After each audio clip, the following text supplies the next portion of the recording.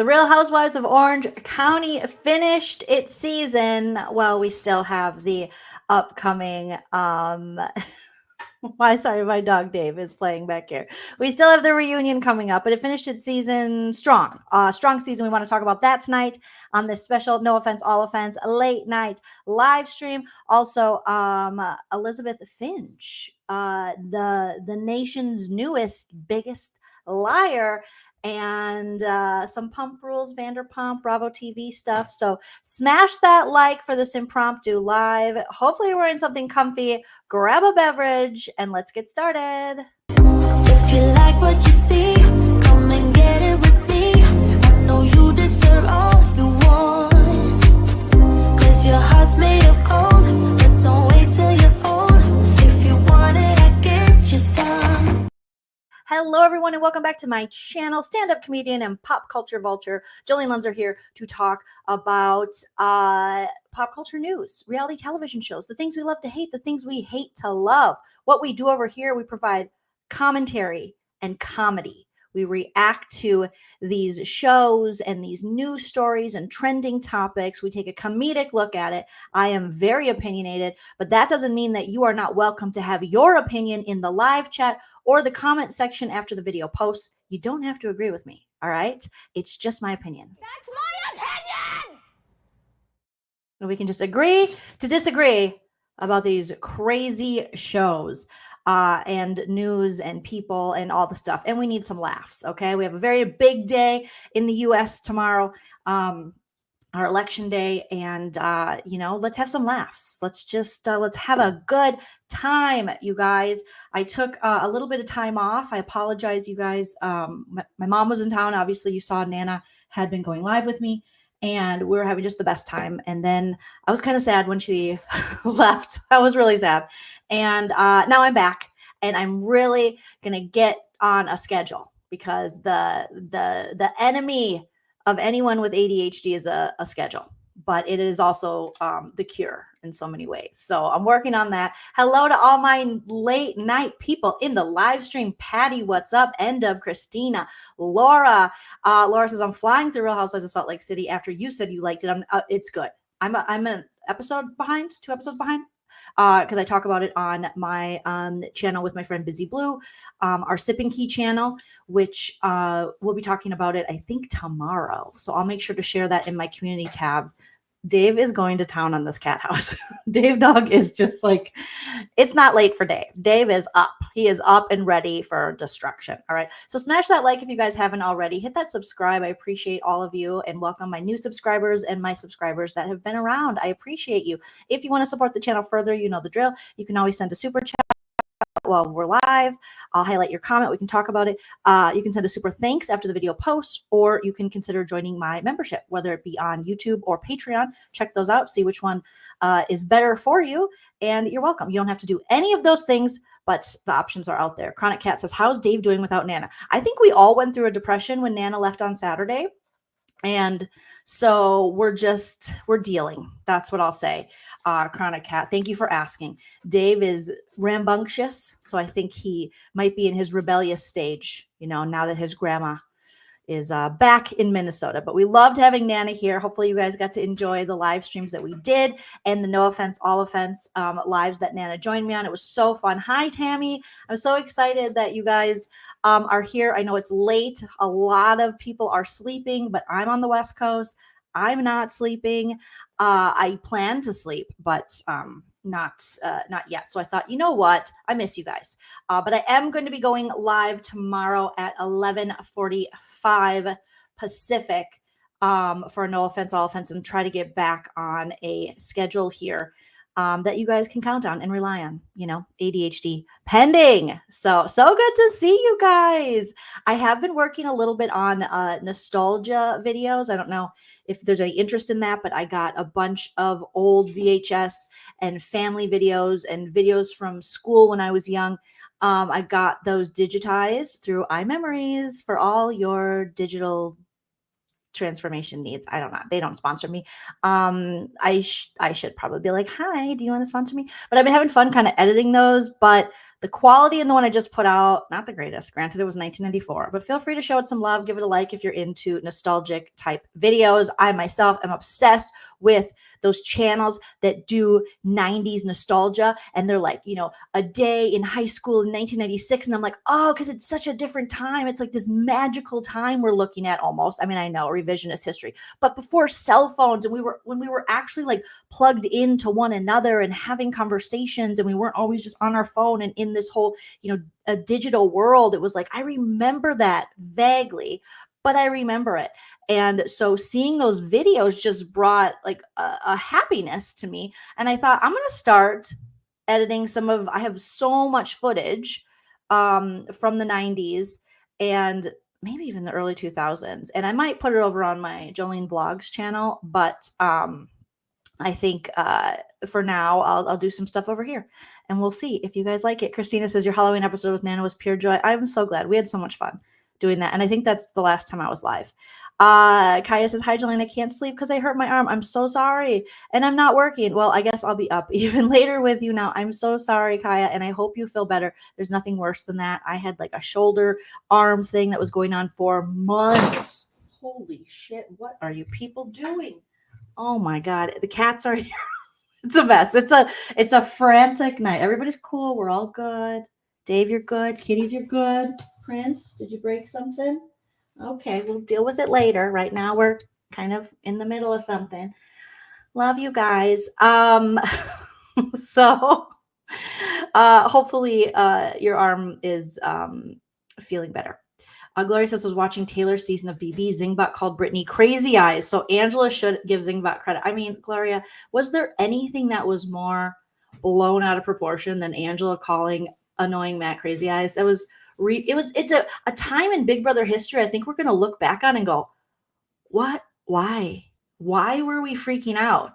This is what Zingbot does. This is through the years we've had so much worse. I mean, if anything, it was just like twit and crazy eyes. I mean, it's not going to be everybody's cup of tea, but it wasn't anything to cancel the series over or have anyone losing their job. So I'm glad you found that. I remember that now. And I remember us poking fun at Brittany's eyes because she just had intense eyes. They're beautiful eyes. Matt has intense eyes and they're like, they're like Charlie Manson eyes. I don't have any other person to compare it to, but it looks like you're going to lead a cult. And that happens. When I do this, I look like I'm going to lead a cult. Okay. So if I'm ever going to lead a cult, you'll see me do this all the time. That's just how it's going to be. Care Bear, so good to see you. Good night. Get some sleep. Some mooches. Donna says, I'm in North Carolina on the East Coast and just set my clock to catch you tomorrow or tonight. First thing. Yes, you can on the replay. It'll be here. Thank you, Joleen Lunzer's #1 fan. Ramona. Yeah. The originator of the crazy eyes. I think it's like in the Bible. Ramona was the first. Okay, there was like Adam, Eve, Apple, Temptation, whole 9. And then Ramona came out like this. Then she walked the runway and she was like, remember just how robotic Ramona from the Real Housewives of New York City was with her walk down the runway? And we're just like, good job, Ramona. Didn't she have a side ponytail? It was a different time, a crazy time. Okay, so the first thing I want to talk about with you guys tonight, obviously, we've already started talking about things. We're having a nice time. At least I am. I hope you are. Smash that like if you haven't already. And share the video out because it helps me. But the likes really help me in the algorithm to let people know we're live. We're having fun. And everyone should join us. Okay? So I finally got caught up on the Real Housewives of Orange County. And I want to talk to you guys about it. I want to roast it. I want to talk about it. All right. And I just a couple days ago finished the finale. And I'm very excited for the Real Housewives of Orange County reunion coming up. This season was a doozy. Okay. Bringing Alexis Bellino back while she was dating weirdo John Jansen. And then Shannon having to deal with her DUI crashing into a house. And then Tamara Judge coming as like Judge Judy and trying to lay down the law when she's, a drunk herself. We're just going to throw it out there. Everything I say is true, except for the parts that are false. However, everything is alleged and for entertainment purposes only. Allegedly. Okay. These ladies like to drink. And apparently we're hearing rumblings that certain franchises aren't even able to drink at their reunions anymore. No more cocktails. And I don't know if that's going to be something that is going to be the new normal. But apparently, I was watching Up and Adam and that lovely lady from Taste of Reality, shout out to them, and they were talking about Potomac.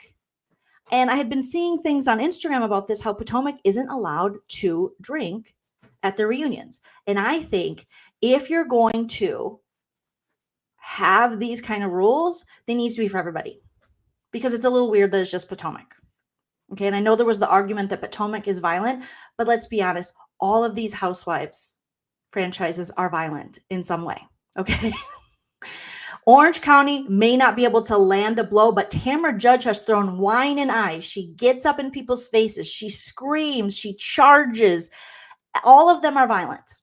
So I've always side-eyed, I'll be honest with you, the Bravo itself, and Bravo fans, when they want to peg the Housewives franchises with women of color as like the violent ones, when I'm like, Jersey's hella violent, okay?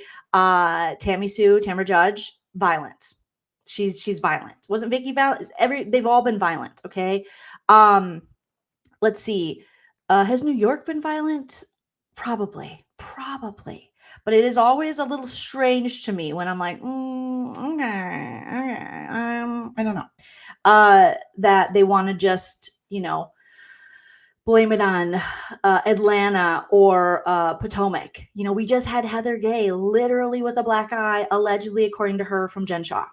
And Jen Shaw defrauded the elderly. I don't know about you, but I would rather Jen Shaw just punch Heather in the face sometimes than defraud the elderly. I'm just one of those people. I'm going to say, okay, if we have two bad scenarios, which one is a little less awful? And I would say defrauding the elderly is worse than punching a castmate in the face. That really is, because you're taking advantage of, people as they are in this transitional point of their life, and they're trying to keep their finances together. And most of these people are retired or on Social Security or on Medicare, Medicaid, all these things. And to go after them, that's some low down dirty hoe shit. Okay. So what are they going to do? I guess they're gonna have to take extra Xannies. All right. Maybe they're gonna have to do Xanny bars or something. Yes, Teresa she chucked Andy Cohen across the stage. So if Jersey can still drink, and the men on Jersey are just like, ooh, come here, little guy, I'm gonna get you in the face. I don't know. I don't have my Jersey accent down, but they're violent. So it should be across the board. It's a little weird when I see Bravo making these, decisions. And I know they have different production staffs and things. Same production company, I believe, for all the Housewives shows. But I think if we're going to be doing that, then the white ladies can't drink either. Okay. Or Miami, have they? I don't know. We'll see. But like I said, I would rather a punch to the face than an elder get defrauded. Gummies, just a little pot, little pot. Okay. So back to the Real Housewives of Orange County. This season has really thrown me for a loop in that it's been very entertaining.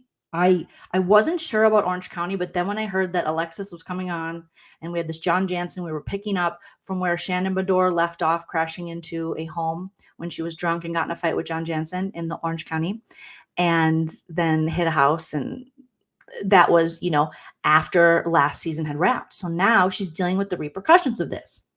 And we're seeing Tamara Judge just come for Shannon in a way that's like, why? It's a little much.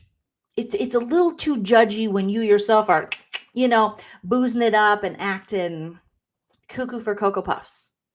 And then to befriend Alexis Bellino, who sued she and her husband, Jim Bellino, despite what Tamara wanted to tell us and despite what Alexis wanted to say. Alexis like, I was not involved in that. I didn't do that, Shannon. Get over it. I am effing your man. Nobody wants to have sex with John Jansen. I don't even know why Alexis does. No offense, all offense, okay? But gross. Gross. It's Slade Smiley with an older face. Okay. Shannon was asked if she thinks John Jansen is kind of running through the housewives. Yeah, he's running a train through the housewives right now. And it's weird. And John Jansen still has this like angry boner for Shannon and wants her to pay back this facelift that might have been a loan, might not have been a loan. You can't give loans to someone you're sleeping with. That is just that you just gave it to me. And if I give it to you, I just give it to you. You know, just make it plain and simple. Okay. He was going to benefit from her face. She was going to benefit from her face. It seems like he's had some work done and now he's wearing scarves and leather jackets with like necklaces. What? Huh? John, what's going on? Before you were wearing boat shoes and acting like, you know, driving your boat angrily, you know, like my grandpa used to say, you know, like a face, like he was born in a bar and now his skin is smoothed out a little bit. And I'm like, okay. So now he's with Alexis and he just can't drop, you know, this stuff with Shannon. And Alexis, I was so happy when Shannon found the smoking gun, as she called it, the evidence where Alexis had texted her. Shannon had her phone from like 2018 and she pulled it out and she said, here is Alexis Bellino messaging me after she said that she was not a part of suing me with her ex, Jim Bellino.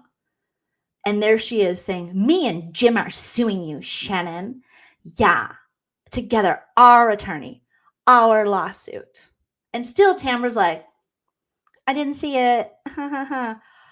Oh, good. So I was so happy to see Shannon pull out the receipts on that, you know, because it has just been, I don't care if they don't get along. I know they've always had a relationship that is, you know, not the best. They just like Tamara and Vicky, they fight a lot and that's okay. You can, but this making it out like Shannon is the devil. Did she do some bad stuff? Yeah. I don't like drunk driving. I think it's stupid. I think it's dumb. I wish everyone would stop doing it. There are Ubers, there are Lyfts, there are piggyback rides. You can ride a face. You can get home lots of ways. You don't have to drive under the influence. Okay. But I do think, and maybe I'm naive, feel free to call me out in the chat, you guys, if you think I'm being a little too easy on Shannon. But I do think we're seeing a different side of Shannon. We're seeing a humbled down version of Shannon. And I don't know if I've ever seen that before. And I feel as though she's just getting all the things happening to her in regards to this show, because we know their problems really, I mean, compared to the average American's problem, you're like, okay, well, not that bad. And you kind of created these problems. But I feel like Shannon is starting to look inward. I feel like she's starting to want to change. She's, you know, obviously she's not ready to give up the booze. Do I think Shannon should give up the booze? Yeah, I do. But I can't make her decisions for her. Hopefully she makes smarter decisions. I don't know. But clearly there are issues there. Okay. And yes, Irene, Tamara was banking on Shannon's lack of tech skills. That backfired. Yep. Receipts, proof, timeline, screenshots, freaking everything. And Shannon came with it. Where's Meredith Marks when I need her? The rumors, the nastiness, the rumors, Receipts, proof, timeline, screenshots, everything. So great. It's so great, you know? So I feel like we're seeing a Shannon who is apologetic. You know, Shannon, there's been seasons, you know, I've been a Shannon apologizer in the past. And then there's been seasons where Shannon was just too insufferable for me, even to defend her. But I feel like this season I've been able to, and let me know what you guys think. I've been able to come back around and be like, okay, Shannon, get your life right. Get your shit together, 60-year-old. Let's do this shit. Let's make this next like decade monumentous and great. But Tamara came into the season just ready to go. She's lying. She's drinking. She's doing all the things. She's an alcoholic. And I'm like, takes one to know one. You know what I mean? Like, I'm an alcoholic. I've been sober since 2012. And so, you know, it's not always my superpower, but at times it's my superpower to, you know, go, okay, I can see a problem there. But it's also not my place to necessarily fully define them. You're never going to be an alcoholic who gets well or get sober when someone else makes the decision for them. You can, you can definitely do interventions at work. You set your own boundaries for sure. But they really do. The cliche is true. You really do have to be ready to quit. Okay. Now you can be persuaded a little bit. I've seen people persuaded, but to truly stay sober, you need to want to be sober, and you need to there needs to be reasons, and you got to have your reasons. You got to have them down. And it can't necessarily be for someone else, So, so Shannon is, I feel as though this season she's just going through it, but she's not completely absolving herself from the DUI and the issues. But then here comes Tamara bringing Alexis Bellino, and can we just say, Alexis, gag me with a spoon. I'm still not a fan. I thought I was gonna like Jesus Jugs, because I had seen her on family group therapy, whatever that show was, Marriage Boot Camp Ohio. I don't know. I saw her somewhere.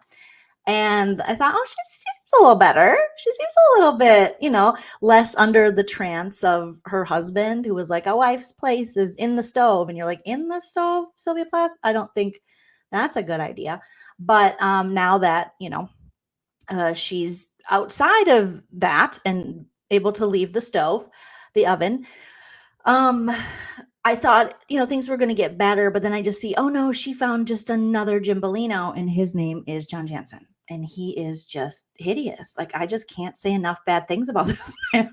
No offense, all offense, but he really is a stinker. It's going to take, it's going to take a certain level of attraction, okay, or Cash Money Millionaire, for a man like this to get away with something like this. I mean, I really don't think any man should necessarily be able to get away with being such a utter douche nozzle. But sir, you're not cute enough. No offense, all offense. You're just not. It's subjective. That's how I feel. And you're not rich enough because you want money back for a facelift. That's a broke man right there. That's a broke man. Charge it to the game, homie. Okay. That's what you should be doing. So I just don't enjoy John Jansen and this weird, whatever he's on, this campaign to I want my truth. I don't care. I barely know you. I barely want to know you. I don't care what your truth is, John Jansen. Go with God. Go to the light. Follow the light. I'm not interested. I don't know who told you we care if you're getting lied on, because we don't. I don't. Feel free to sound off in the chat if you're just like, oh, Jolene, you're just being too much of a Sasquatch. But I don't care if this man gets the truth told about him. Who is this man? Why do I care? I only know him to be a Krabby Patty. The way he talks to the women on the cast for the years that he's been dating, whether Shannon or now Alexis, not a fan. All right. He's got some good lighting and maybe a little Botox this season, but other than that, I'm not a fan of him, his boat shoes, his attitude. I don't care. So him wanting to now be like, my side must be heard. Nobody cares. Nobody cares. Johnny J. And then she comes in with these nicknames, and it's just like, ugh, who cares? Bring a book. Okay. But there are other things going on in this the season that are not just surrounding John and Shannon and Alexis, even though they sure would like it to be. Okay. We do have Emily Simpson. Okay. So there was this. Okay. So we have Katie, the new housewife. Let's see if we have a picture of Katie here. I was hoping this article would have pictures in it, but you guys know Katie. Let me send a picture to myself with all of the housewives dressed in their reunion best. And Katie came in to this season of Orange County, and she was like, guess what? Heather Bedore pretends not to know you and doesn't really talk to you. And we're like, I assume that. I assumed you got to be cool enough, rich enough. I get that. And she hired and called the paparazzi on herself. And I was like, yep, that tracks too. Why are you telling me this? Who is she? Who is she? Who is she? Where did you find her? It was just like, oh, okay, yeah, yep, That's how it goes. Yep, I'm sure she did. When I saw the pictures of her husband, you know, Mr. Dubrow, and Terry, who got a nose job that made him so recognizable. It looks the same to me. No offense, all offense. I've had a nose job, but I think he just wanted to clear it up a little bit, clear up the sinuses, maybe a deviated septum. I can't remember. So I wasn't surprised when I saw the pictures of them in Disney World, Disneyland, wherever in the Disneys they were. You know, they were like, it's a small world after all. And I was like, yeah, they definitely called the paparazzi on themselves. I guarantee it. Wasn't surprised. I didn't even care. I don't even care if what's her face? Heather Dubrow calls the paparazzi on herself. Awesome. That's kind of what I expect a lot of these housewives probably do. Because otherwise, unless you're like Ariana Madix or Erica Jane while in that, you know, court case with her ex and all of his scheming and scamming, who is going to be following you around, you know, unless you're like, it's mid-scandal, why and how and and what. So I wasn't shocked. I expected it, and it was totally fine. So Katie comes on the scene. She's like, oh my God, you guys, I'm into golf. My husband's into golf. We're golfers, but I'm not good at golfing, but I'm like a golf journalist. Is that what she is? Okay. So I thought I'll give Katie a chance. Early on, I was like, no, thank you. If this is what we're trying to push and we're just trying to take Heather Dubrow down, which I get it. I'm sure she can be a real stinker and not too kind all the time, 100%. Like, we know she's fancy pants. Other house guests, I'm still in Big Brother mode. Other housewives have had issues with her. So it's not surprising. But for Katie to come in so hell-bent with like a vendetta against her, and for the dumbest reasons. She didn't even push her down the stairs, punch her in the face, or defraud her elderly, you know, mother. So really, why are we mad? Who cares? And it was like, she tagged me in something, and she knew she tagged me, but she didn't follow me or something. I was just like, okay, Katie. So then we find out as the season goes on that Katie's kind of a liar, pants on fire. She likes to embellish. Okay. No way. I don't believe that. No. Mimi says, I think all of us knew that HD called, right? The paparazzi and herself. We did. We totally did. Yes, Nikki Graham. The legend, the Big Brother legend. Who is she? Where did they find her? So we see from Gina, you know, it seems like Katie's trying to set Gina up, and Gina's not having it. And at first, when the season first started with Gina and with her moving out of the house with Trav, I thought, oh, she's going to go find another guy. She's making that, you know, big money selling, you know, these fancy pants, people's homes, like that interesting lady who's now dating Jim Bellino. What was the one? They went to her house in La Quinta, and she was on the Housewives of Orange County for like a season. And it was weird. No offense, all offense. I think she might be from Wisconsin. Okay. And now she allegedly, maybe they've broken up since, but I heard she was dating Jim Bellino, Alexis Bellino's ex, which, okay. Are there 4 dicks in Orange County? Are there just 4 dicks that we just throw back and forth? Why so incestuous? Okay. Yes, Elizabeth Vargas. So with Gina, when she first was saying, I want to move out from Travis's, you know, our home. I want Travis to move out, you know, for my kids. We got this ex, and I'm thinking, so you're not going to wait through his divorce, but I feel like he was there for you. And Travis really does seem like a great guy. I know they all want to say he's got a small, you know, wiener or something. And it's like, you know what? Travis has a beard. That makes up for a small wiener. I don't know. That's just the rules these days. Okay. Beardos, if you got a big beard, things might be happening in the pants that, you know, are just maybe a little shorter. Don't want no short, teeny weeny. And some people do. Okay. You don't know how large everyone's vaginal openings are. You know what I mean? Not everybody wants a house to fall in their baby door. Okay.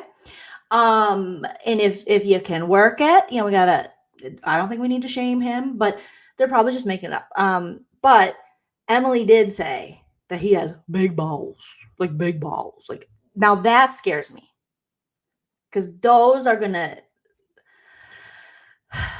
could suffocate you,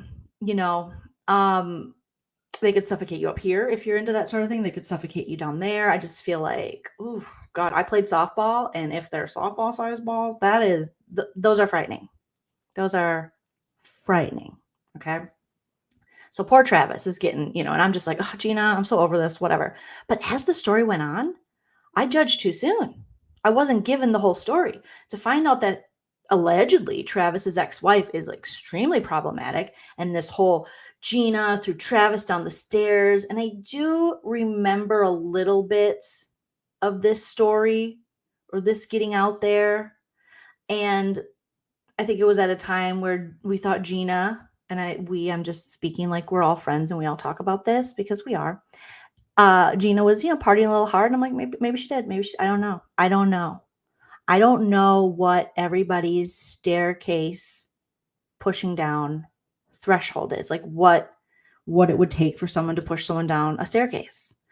For me, it would have to be a home intruder. For other people, it might just be a fun Saturday night that turns into, why didn't you make me pizza too when we got back from the bar? I don't know, So it seems like what Gina's doing, without getting into all the specifics of it, is she is really struggling because this woman is putting crimes on her, like attempted murder on her. We can't say the M word because YouTube's like, you're demonetized. No one will ever see your video. You can't use adult language. So I started to understand Gina, and it does look like she really does love this man. And maybe I'm just getting, hoodwinked here, but they do seem to really like each other. But he is just saying, I don't like how this has went down. Because even when she's over in London with Shannon Bedore, while Shannon Bedore is having the worst 60th birthday trip of her life,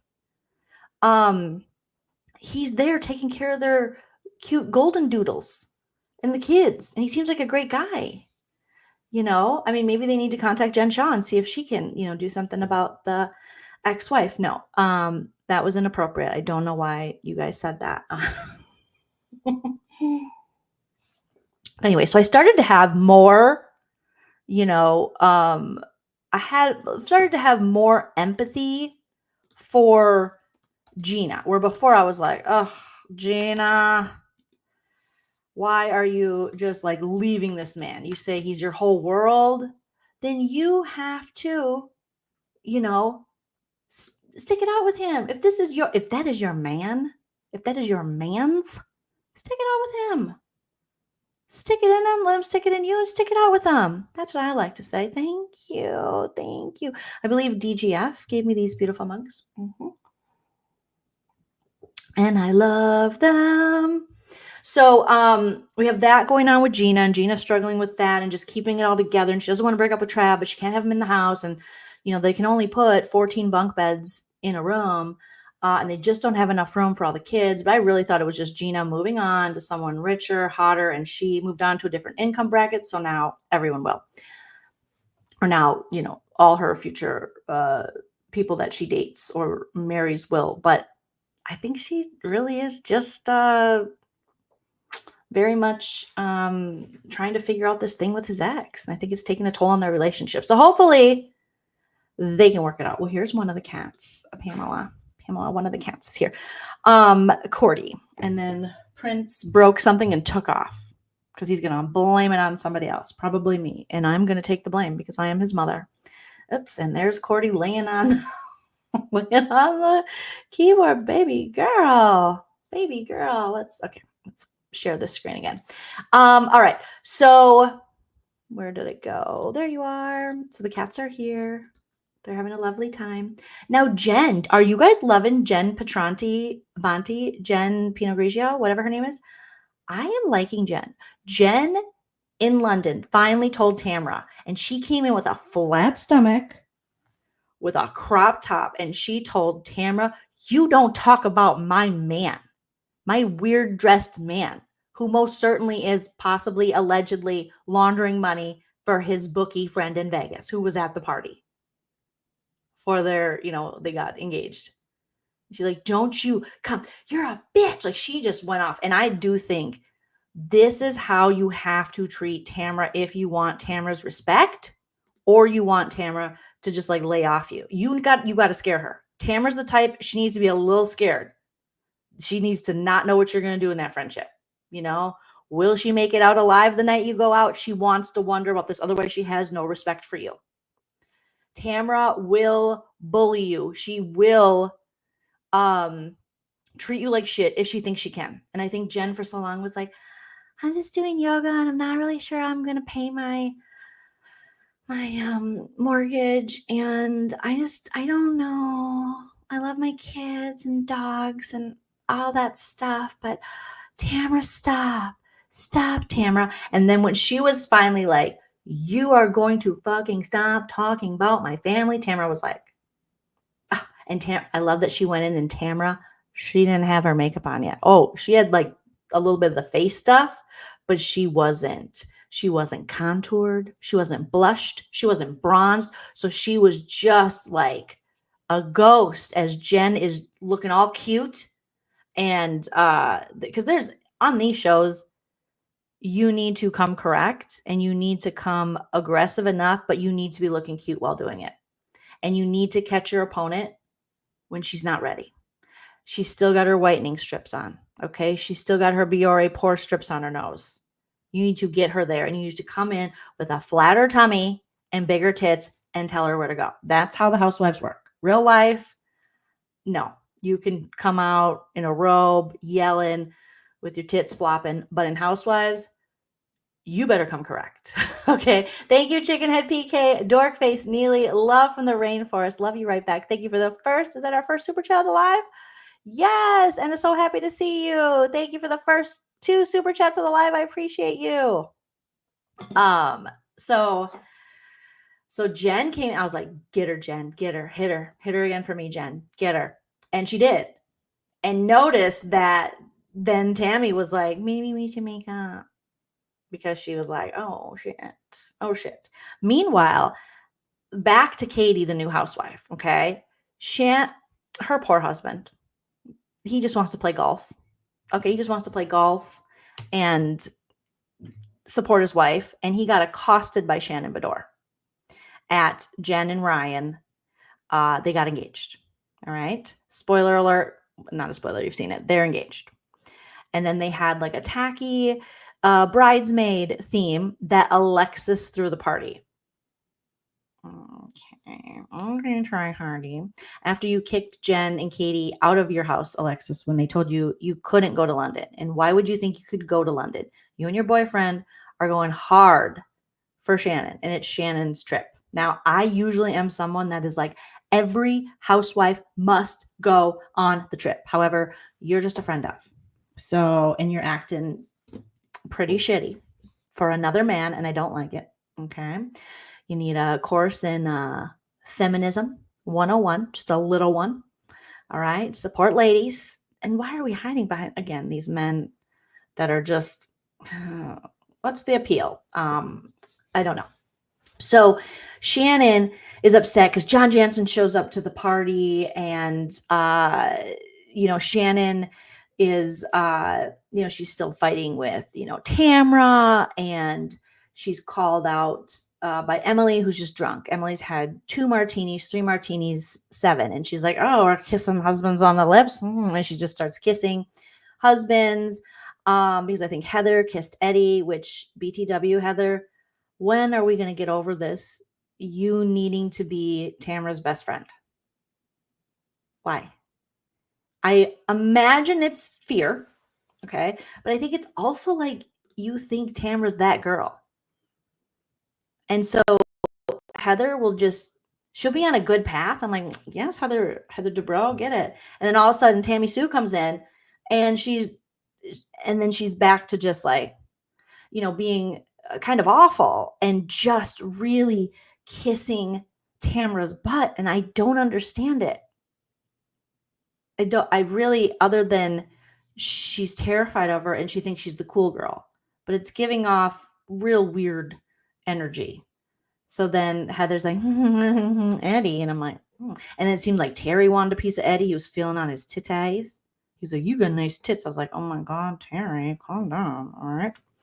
Meanwhile, Katie, so Katie's husband gets accosted by Shannon. Shannon's just like, she wants to talk to him. And I'm like, I don't even know this man's name. How does Shannon have a close relationship with him? I don't know. So he's just standing there and he was like, well, maybe you should take a break. And she's like, how dare you? How dare you, sir? How dare you? And I'm like, Shannon, he's just giving you, like, don't ask, especially a man that's not your man, for advice or go up to him with like a problem. He's going to try to solve it. You should have started it with like, I just need to vent. You don't have to solve it. You're not my husband. Will you just listen to me? And that would have worked better, because he went in like, okay, there's a hammer. Here's a nail. I got to fix this shit. Why don't you take a break? And she's like, how dare you? How dare you? And then she went up to Katie and goes, oh, Katie, your husband, he did something so bad. And all he said was like, then she attacked him. And then he goes, I didn't, you brought this to me. You cornered me. She's like, how dare you? This isn't even my fucking plate. And then she like threw a plate. No, she didn't. But it was really weird. This poor man deserves an apology. And I hope he gets it, because I didn't see, did I miss something, you guys? It was weird with the kissing husbands. Yes. Patty says she must have something on Heather. Tamara? Yeah, I think so. That scene was hilarious, Patty, but I'm also like, where did this come from? Why are we attacking Katie's husband when we don't even know his name? I honestly do not know that man's name. I call him Golf. I literally call him I don't know his name. And Shannon was just like, how dare you? She's like, Katie, your husband did horrible. He's like, what did he say? What did he say? Oh, it's so bad. It's so bad. So meanwhile, John Jansen has pulled up to pick up Alexis at the finale, like they're damn on the cast. Sir, you told Shannon Bedore you didn't want anything to do with this. You remember that? Remember when you were too cool for school? You're like, I just want to put on my boat shoes and ride my boat into Orange County Harbor. Come on, let's drink. Like, sir, I don't want to do this. And now you're on red carpets. You're wearing silk scarves, leather jackets, getting Botox, saying you want Shannon to return her facelift. I mean, okay. And now you're showing up at the finale like, I came to get my woman. And Alexis is like, I gotta go, guys. Bye. Bye. Johnny. Oh, God. And so then Emily and Gina, Emily was like, Gina does not have to go get a pap smear this year, because Emily was all up in there. Emily felt her ovaries when she was pushing her up on the wall to like look over to see John Jansen picking up Alexis Bellino. I was like, oh my God, Gina, like Emily, she went in there. Like she was like, everything feels good. Cervix is good. I was just like, oh God, she really was like, Gina, are you okay? Are you okay? So that was a funny little scene. And then all of a sudden Shannon's laughing again with Katie. But what about Katie's husband? But the party, Shannon doesn't want to talk anymore to Tamara, because Tamara and Shannon are basically making everyone else in the group collateral damage. They are now sharing all these conversations they had with each other through the years of how they were going to go after this one and that one when they were friends. And now Shannon's like, do you want to see Tamara? You want to see Tamara? Okay, Tamara. She looked into this on you. Yeah. I'm just going to show you the one text message, because before then I kind of asked her to do a background check. So apparently a background check, Tamara who she was doing a background check on again? I can't remember. Was it Gina? Gina, the sperm cleaner? No, it wasn't Gina. Who was it, you guys? Oh, now I forget. Someone put in the chat. My mind went blank on that one. So she was going to do a background check on Jen. Yeah, I think it was Jen, right? Was it Jen? On Jen's man. And then Jen got pissed. And that's when she marched in Tamara's room and was like, you keep my man's name out of your mouth. She like Will Smithed it. You keep my wife's name out of your mouth. She treated Tamara like Chris Rock. Okay. Yes, Emily was in her wedding dress. Hey, DGF. So yeah, she's looking up background checks on Ryan, but I think Shannon had a little to do with it too. Okay. And then Tamara's like, oh yeah, Gina, guess what? Look at this text message. Shannon was looking up your man's Trav with the big balls, small peen, allegedly, according to all of us housewives. And she was looking into if you really pushed him down the stairs. And Gina's like, oh my God, you guys, we're all in. You guys are having us. We're your collateral damage. I don't want to do this anymore. And everyone is more forgiving of Shannon as this goes on. It's clear that Shannon and Tamara were in some dirty deeds. Okay. The what are they? The Danny Trejo trio. I'm going to call them the Danny Trejo trio. The Tres Amigas, the Danny Trejo trio. They're going after people. And so they have a lot of dirt on each other, but they're also both implicated in it. So it's very messy. But it seems like everyone wants to forgive Shannon because Shannon actually is able to be like, I'm sorry. And they feel as though she's apologizing and it is coming off more genuine than Tamara, who's like, I didn't do anything wrong. Now that's crazy. Because if you would have asked me seasons ago if Shannon was going to be the one that was going to be the most remorseful, I'd have been like, Shannon, I try to stick up for her, but she doesn't care. And they believe she's the most remorseful because Tamara's just on a rampage. She is just attacking, she is the villain. And it's okay to have a villain. It's okay to be a villain. But I hope that Tamara knows she's the villain and just takes accountability for the fact that she's the villain. Because she was calling out Ryan and she's calling out Jen and she's calling out Shannon. And it's a lot, Now, after the party, news breaks. They just get engaged. Jen has a huge ring, can't allegedly pay her rent, and bought a dress at Neiman Marcus for $2,000, which they all looked into. And Heather's on that. I'm like, Heather, what are you doing? Don't you have other things you could be doing, we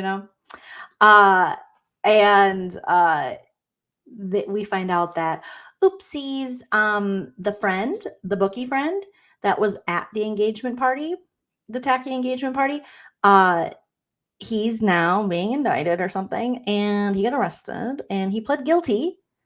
Ryan was kind of named in that, but I guess he's good.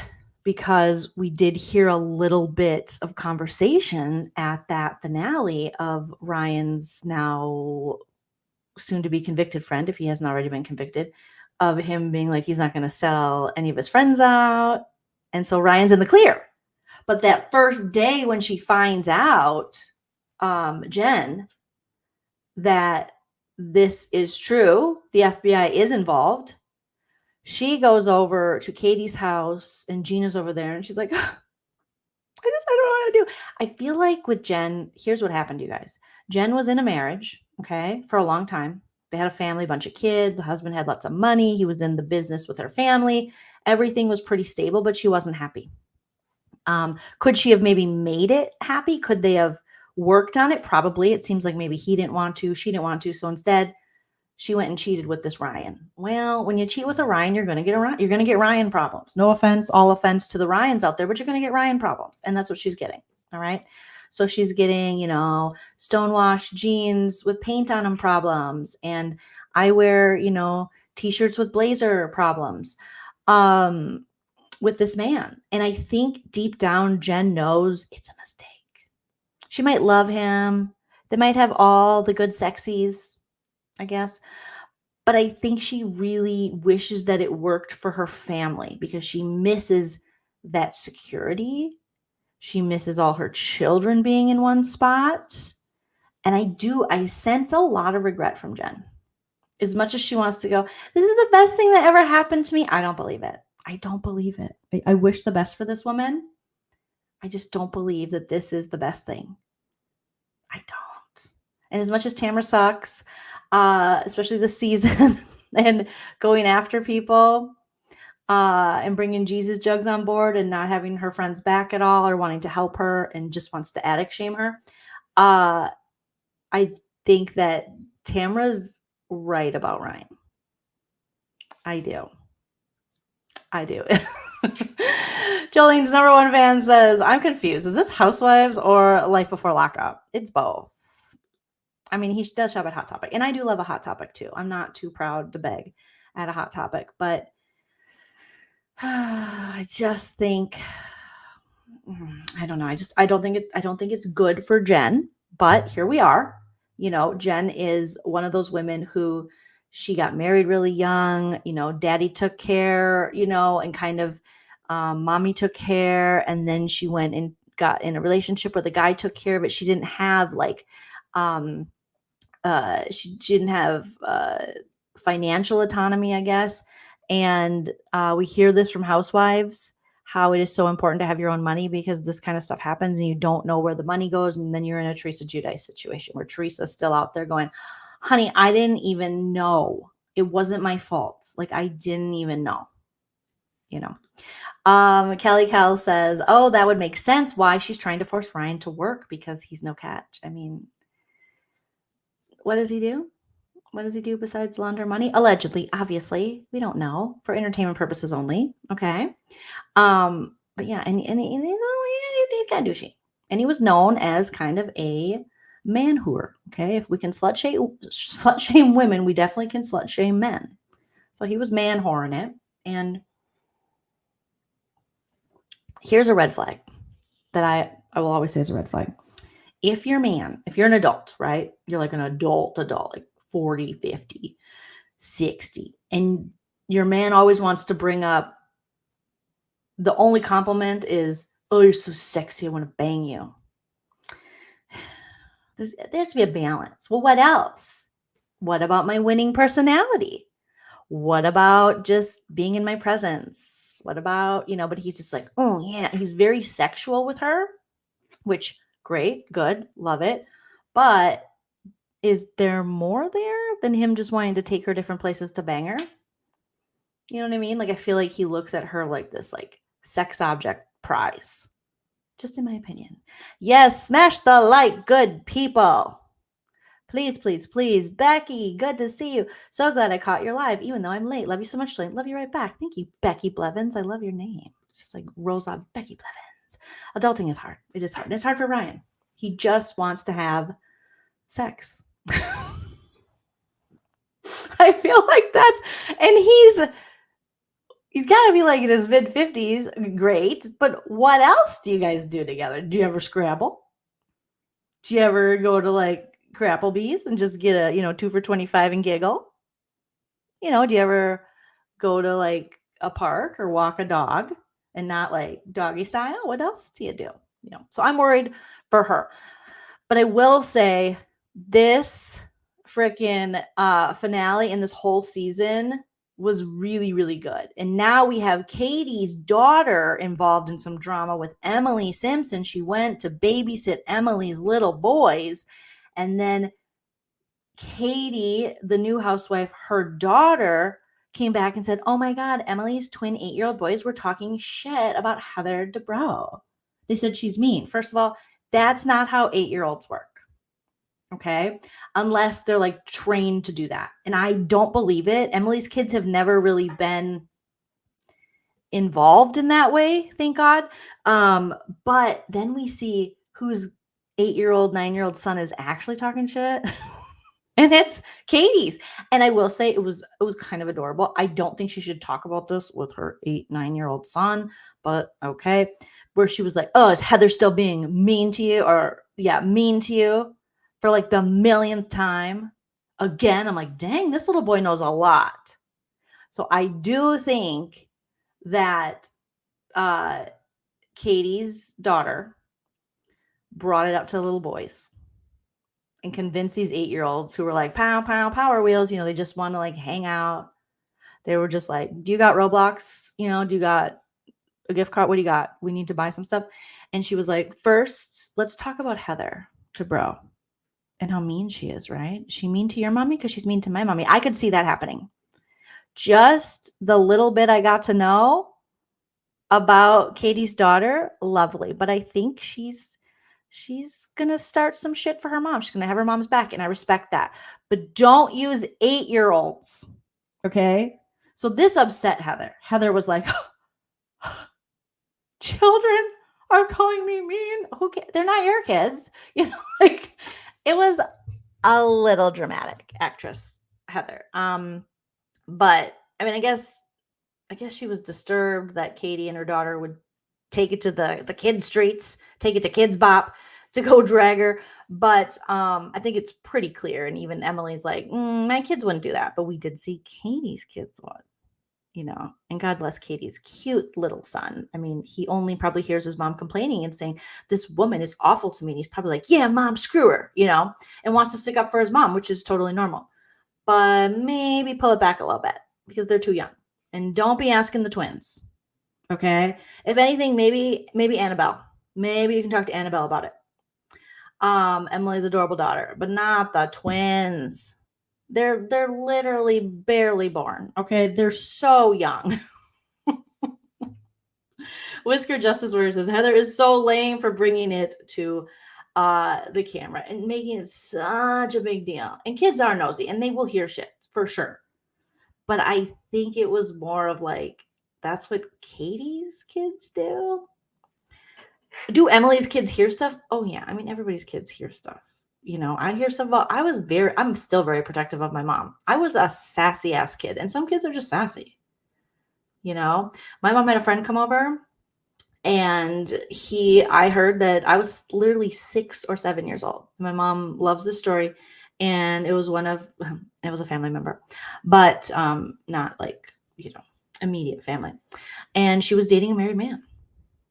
And this man had a whole family of his own. But his job took him to our little city area. And then his home was kind of farther away, up north, as we say in Minnesota. And I had heard this. And so he was like basically having 2 families because he had a family with our family member. And then he had a family of his own. And he came to our house.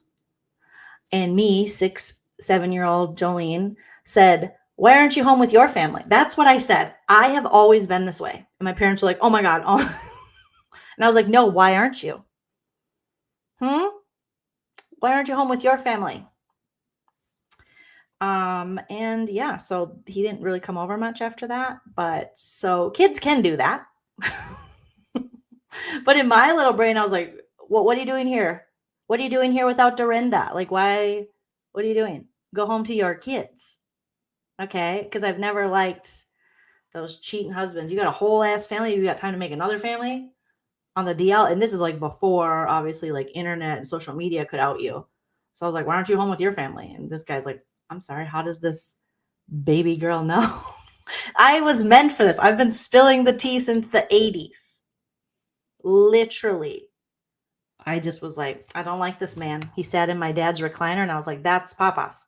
You sit on the couch. All right. That's where my dad sits. And then you have the gall to come here without your family.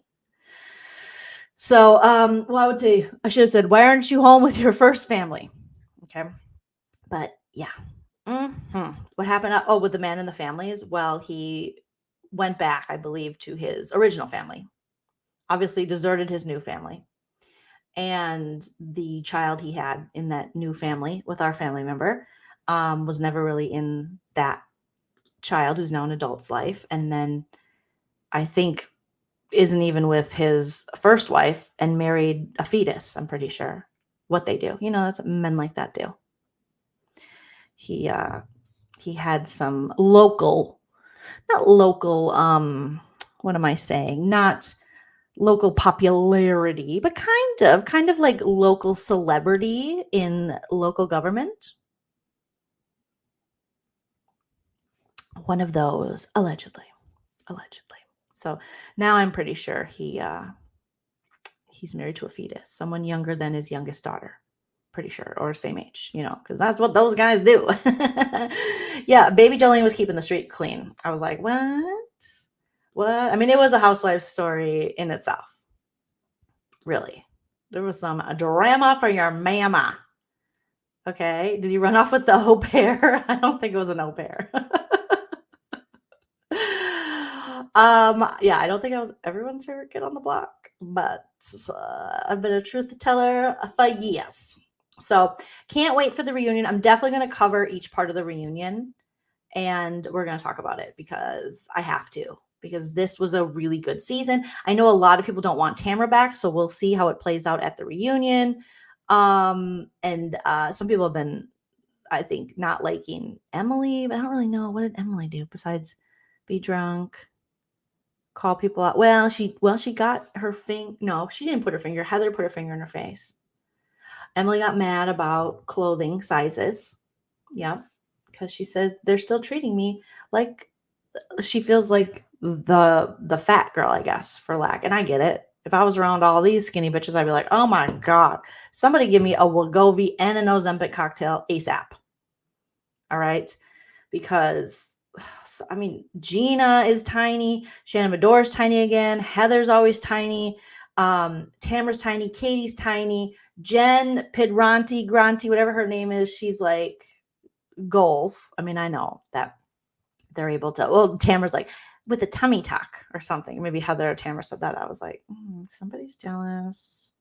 Somebody's jealous. Yes, 50 more likes to get to 100%. You guys, we can do it. Shannon, really, Patty. Shannon will come back. In my opinion, Shannon will come back. Shannon has to come back. What else is Shannon doing? I know she has a couple other projects, and that's like no shade, like no offense, all offense to Shannon, but she'll be back. This is like, Shannon loves this shit. I cannot see her not coming back. Dub says, I go back and forth with Emily. At least she shuts Alexis. Oh my God, yes, with Alexis. She's like, shut the fuck up, I like that. And we do, when she's going to say every trash bin needs a lid or something. And Alexis is the lid to John Janssen's trash. Oh, goodness. Good goodness. Oh my gosh. Oh, you guys. Okay. So I ventured down another rabbit hole this weekend. Okay. While I was mourning Nana, going back to Minnesota, I came upon a story, a Hollywood story, if you will, about a certain woman named Elizabeth Finch. And I don't know if you guys have seen, but there is a documentary on Peacock about this woman. The documentary is called Anatomy of Lies, okay?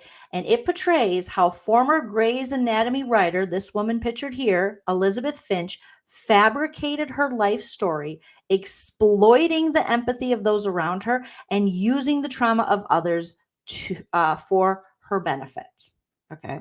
So if you haven't watched this, it just came out like a month ago, I think. It came out in October. And this is a story that I think came out in like 2021, like shortly within the Panakukin times. And I feel like I should have already heard about this woman. I don't know if you guys have heard about this woman, but I should have, because, you know, she is a writer. I noticed on Instagram, we have some like friends that we share. And so basically this woman was a Hollywood writer. Okay. She went to the USC for their writing program, and she had big dreams. Little Elizabeth Finch, she had big dreams. Okay. And ultimately, she ended up writing for Vampire Diaries and True Blood. So she was kind of like the vampire writer for a while when those shows were on. But she always, the goal, like the mountain for her, the her whatever, hiking Machu Picchu or whatever, I can't even think of a mountain, but like her big job was Grey's Anatomy. And she always wanted to write for Grey's. And I believe she had submitted maybe like what you would consider like a spec script, because she was very much plugged into that show. She was a huge fan of it. And when you write something like a spec, you're basically writing a script within that world. And you are, trying to kind of prove like, I could write for this show. I can take a world that already exists, being Grey's Anatomy, and write a script that would make sense inside of that world. So a lot of writers, it's not as common today, I've noticed, just in the little like writing that I do and projects that, I have pitched and that I still try to pitch for you to have a spec script. But there was a time where it's like, you need a spec script. And I was like, oh my God, no, I just want to write original screenplays. And those are hard enough to write. I don't want to write a spec script. But she had written, I believe, like a Grey's Anatomy spec, but she did not get hired. And ultimately, she does get the job with Grey's Anatomy and ends up writing there for many seasons. But when she gets this job she's been wanting, her coworkers and fellow writers are noticing like, wow, this lady has a big story, and a lot of things, like if something bad happened, it would happen to Elizabeth. So as she is writing for the show, she tells her coworkers that she has this form of cancer called like a chromosoma or something. I don't know. But then also went on to write a script, an episode where one of the characters had this. I watched Grey's like when it first came out, but I apologize. My Grey's Anatomy knowledge is very little. Okay. So she wrote about that, and she would even before I think she got Grey's, she told a friend that she had forever that she needed to go to the Mayo Clinic and get treatment for cancer. So the friend took her to the Mayo Clinic, but she never wanted people to go in with her. And she had, the kind of like she was losing her hair, it appeared, because she would be, let me share a picture here. She would, if you've ever known anyone who's been through, chemo and had hair loss, a lot of times, I know I had a friend and she ended up I know a lot of people do, they end up shaving their heads as they're starting to lose their hair. She wore the scarf. She said she would have to leave. This is her here, to go for treatments. And it turns out this is a lie amongst many other things that she claims to, illnesses she claims to have, trauma she claims to have. She's basically a habitual, whatever you call it. She's a liar. She's a lying liar. Okay. And it all came crashing down because not only did she fake cancer, she also was a part, Me Too soon happened. And she was accusing a Vampire Diaries director of kind of inappropriate sexual contact and didn't name him. But people on that show were like, that didn't happen. And so she wrote this article about it. I think it went in Vanity Fair, because ultimately she did write something in Vanity that got in Vanity Fair, or one of the publications that got the attention of Shonda Rhimes. And I think it was probably about this cancer she claimed to have. Okay. So, yes, it was, she was a writer on the Vampire Diaries. And, then shortly after she wrote this article about having chondrosarcoma or something, and about how she was misdiagnosed and she had a horrible experience with the doctor. And she wrote this harrowing personal story, which, as Vanity Fair put it, was like currency in Hollywood. Her dialogue had a dramatic punch. The doctor said to her, "There's something we need to discuss." Chandra, I don't know how I can't pronounce this. Something, sarcoma. Okay. I've never seen anything like this, especially in someone your age. Nothing about this is going to be easy. And so this woman, Elizabeth Finch, they called her Finch, was a feisty woman in a man's world, and she channeled the doctor nicknaming conventions of a certain hit medical TV show where I defied Dr. Cryptic's orders to take an indefinite leave of absence from work. He thought chemo deserved my sole attention. He doubted my commitment to getting well. And when it came to work, she was the writer on The Vampire Diaries at the time. She was unstoppable. I watched the producers' cuts under a fog of Demerol punch my dialogue about vampire wolf hybrids with a shunt in my spine. Yes, I was down 17 pounds, bald, vomiting relentlessly, but I was still living alone, still stubborn as hell. So shortly after this, this article that was just like a little excerpt from it was it was published.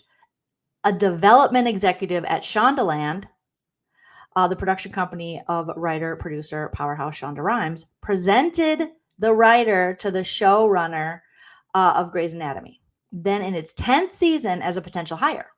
So Finch, Elizabeth Finch, this woman, Finch or Finchy, they call her, soon met with Shonda Rhimes herself. And this was like her dream. Everyone involved had been impressed with the Elle article. Sorry, it wasn't a Vanity Fair article. It was an article she wrote for Elle magazine. At the end of the meeting, Rhimes offered the young woman her dream job. So less than 5 years later, a version of Finch's cancer story was beamed around the world to millions of Grey's Anatomy viewers. Anybody Have a Map is one of 13 episodes that Finch wrote. One of 172 that she produced, because she went on to be like a producer on the show as well. The setting is an upscale bar. Dr. Tom Korosik, and I'm so sorry, Grey's Anatomy fans, I'm probably murdering these names, okay? The cocksure star surgeon, played by Greg German, has just learned the likely diagnosis of his friend and fellow surgeon, Catherine Avery, played by the fabulous Debbie Allen, Finch's avatar. And it says, Chandro is a beast, he tells her, referring to this sarcoma diagnosis. We know it's a deadly serious because he's dropped his jocular shtick, doesn't respond to chemo.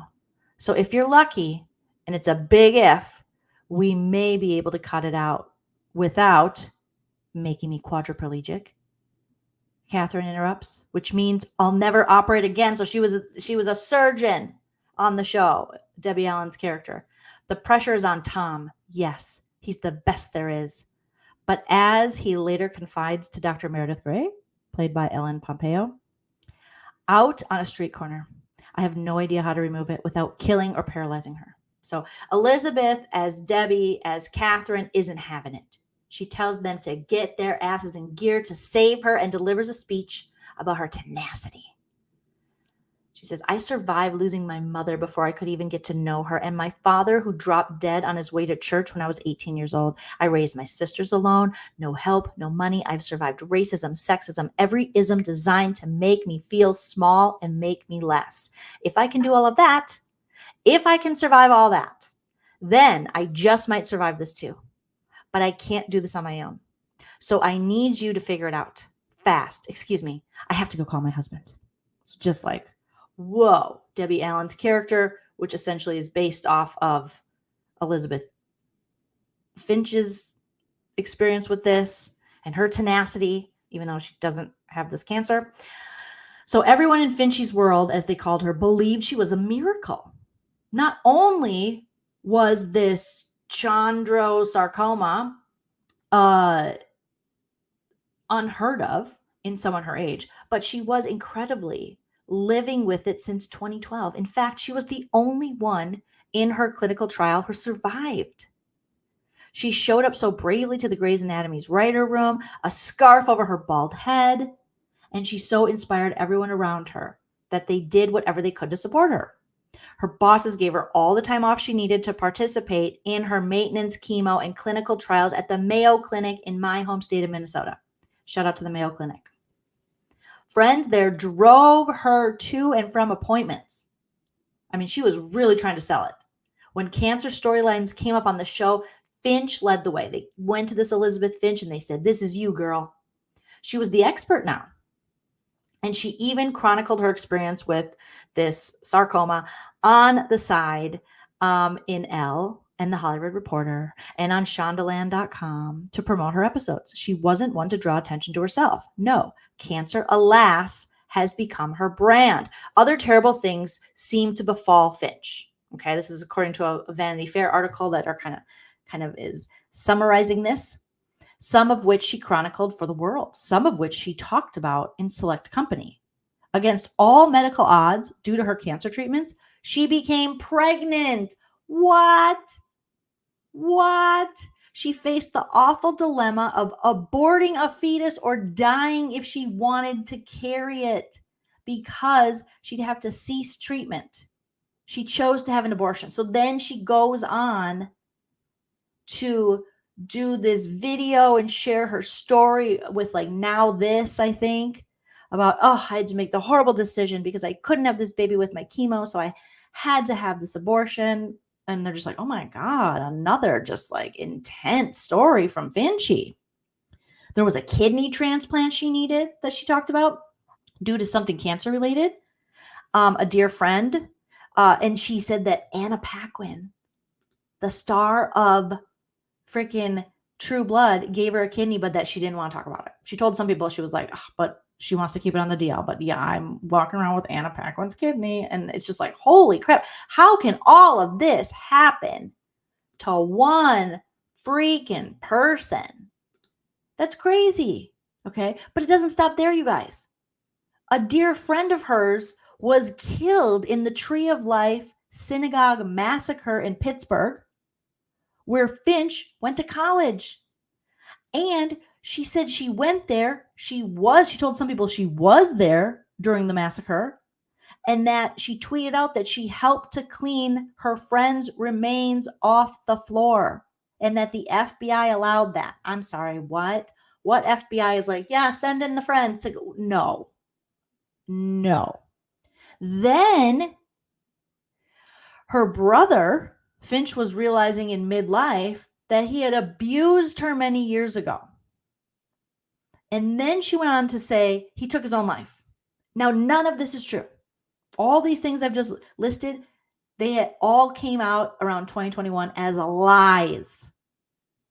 It's insane. So she said she has cancer, and it's this crazy kind of cancer where she's probably not going to live a long time. Okay. And it doesn't happen to people her age normally. She had to have an abortion because she got pregnant while she was going through chemo. So she does a story about that. She had a kidney transplant, and Anna Paquin gave her a kidney. Oh my God. And then her friend is in the Tree of Life synagogue massacre in Pittsburgh. She's there, and she has to clean up her friend's remains off the floor, and the FBI allowed it. The FBI was like, okay, go ahead. And now she's claiming her brother abused her many years ago and then took his own life. So she went into like this treatment center. She left work and she was like, I have to deal with my PTSD from the synagogue massacre. And then while there, she was like, my brother abused me. And her brother is like allegedly this, he hasn't come out that I know of and spoken on this, but he's definitely still alive. And he's like a doctor, I think, in Florida. And she just made these claims and then lied to her coworkers and friends and said that he took his own life. And that he was so vindictive. Not only did he abuse her, she told everyone that he was so vindictive that he was intentionally unsuccessful when he tried to take his own life. And so he was on life support. And then Elizabeth Finch, was the one who had to pull the plug.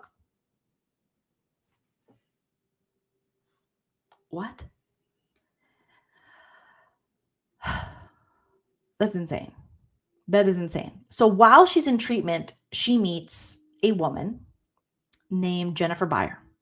Jennifer Byer is a struggling mother of 5 from Kansas and a registered nurse who had married Finch in 2020. So they met in this treatment center, and Jennifer was going through this horrible situation of abuse with her ex, and he was like, she was worried, and basically she was having, I think like they're called dissociative episodes, and she lost custody of her kids, and the ex was just horrible to her and abusive and just scaring her all the time and threatening her, and it got worse when she came out of the treatment center. And she really just wanted to get custody of her kids back, but she met this, Finchy, and they really had a bond. And Finch, she was making good money as a television writer, and so she would fly her out to LA, and they were really there for each other. Then they realized they had feelings for each other, and then they ended up getting married. And Jennifer Byer, her wife, is the one who she did figure out that her wife, she's like, who the F am I married to? Who is this Finchy woman? Because she found that her stories weren't adding up. And she was checking her social media one time because Finch started acting weird. And it was during the Panakuchen, the COVID-19. And she was working from home at the time, writing scripts. And she really didn't want anything to do with the kids, even though she played it off like she was going to be the mother for them, because her ex, Jennifer Byer's ex, who was abusive to her, he now had taken his own life. And that day was the day that Jennifer introduced Finch to her kids. And she was going to, take the place and take care of the kids. And then she really didn't want anything to do with that. And she would be off in they had almost like a casita, like another in Kansas City, because she moved to Kansas City. The pandemic's happening. And so she'd be in the casita writing these scripts, and her coworkers were definitely seeing that something wasn't right with her. And so it seemed as though Finch was trying to now change, come up with a new story that it was Jennifer who was struggling. And Finch was taking care of the kids, and she was almost setting Jennifer up because Jennifer started to catch on. She looked through Finch's social media and she realized, wait a minute, she said she was in Pittsburgh when this Tree of Life synagogue massacre happened, and that she had a friend there and she cleaned up their remains. But here on Twitter, she was posting pictures on this date and time when she was supposed to be there, and she was in LA. And she was partying with her friends. What? And then she just started digging and realizing that everything about my life with this woman, my new wife, is a lie. And so she confronted Finch about it. And Finch at first didn't want to admit it. And then slowly started to admit it. Then they went to a therapist, a marriage counselor, so she could get more information, because she felt like Finch would confess and come clean, because she would know that therapist can't say anything, for confidentiality reasons. She would have to keep that information and not be able to share it. But while this is happening, Finch is building a case against Jennifer.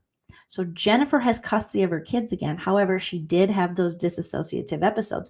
And Finch knew that if Jennifer had another dissociative episode and was being pegged as crazy again and incapable of caring for her children, she would lose her children.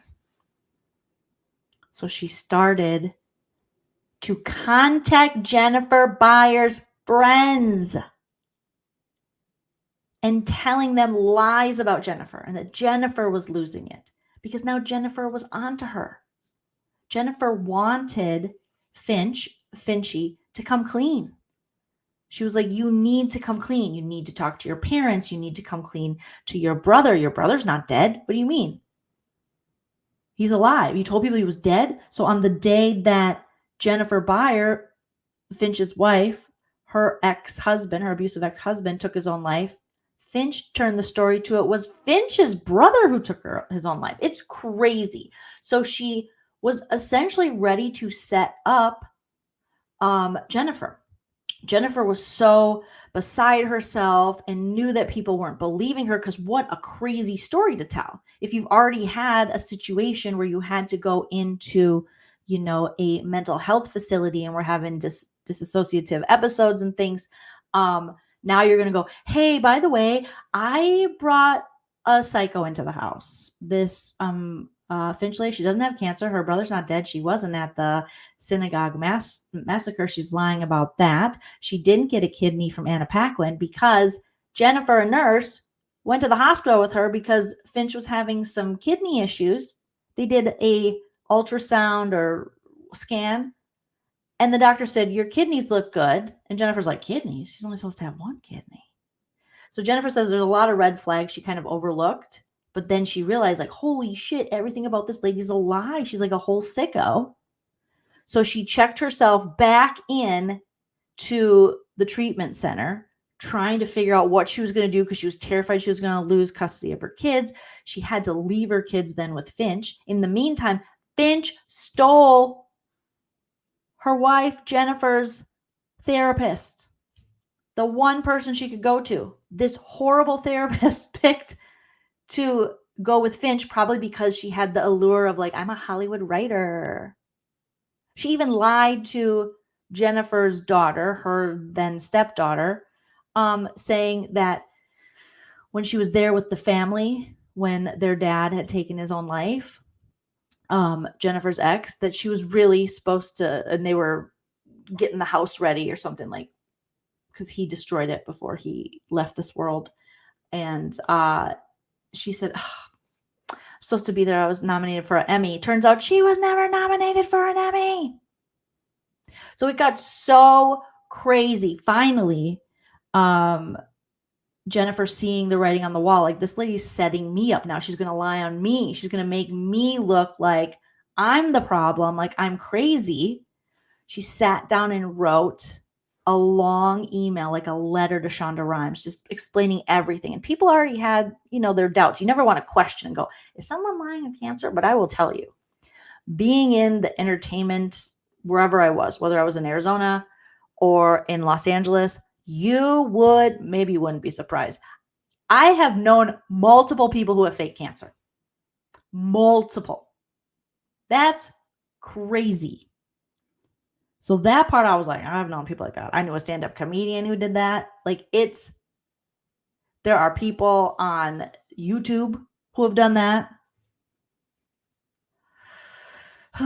So ultimately she writes this and she just opens her heart up to Shonda, and all this information starts getting passed around the office, and things, obviously she's outed now, and people are like, whoa, we don't want anything to do with her. She literally had people driving her to the Mayo Clinic to get treatment she didn't need because she wasn't sick. She was sick up here. So this is the I'm sorry, Jolene. This is the documentary about Elizabeth Finch. All right. And it is called Anatomy of Lies. And you can find this on Peacock. And I think it's only 3 episodes. And it just came out October 15th. And it is diabolical.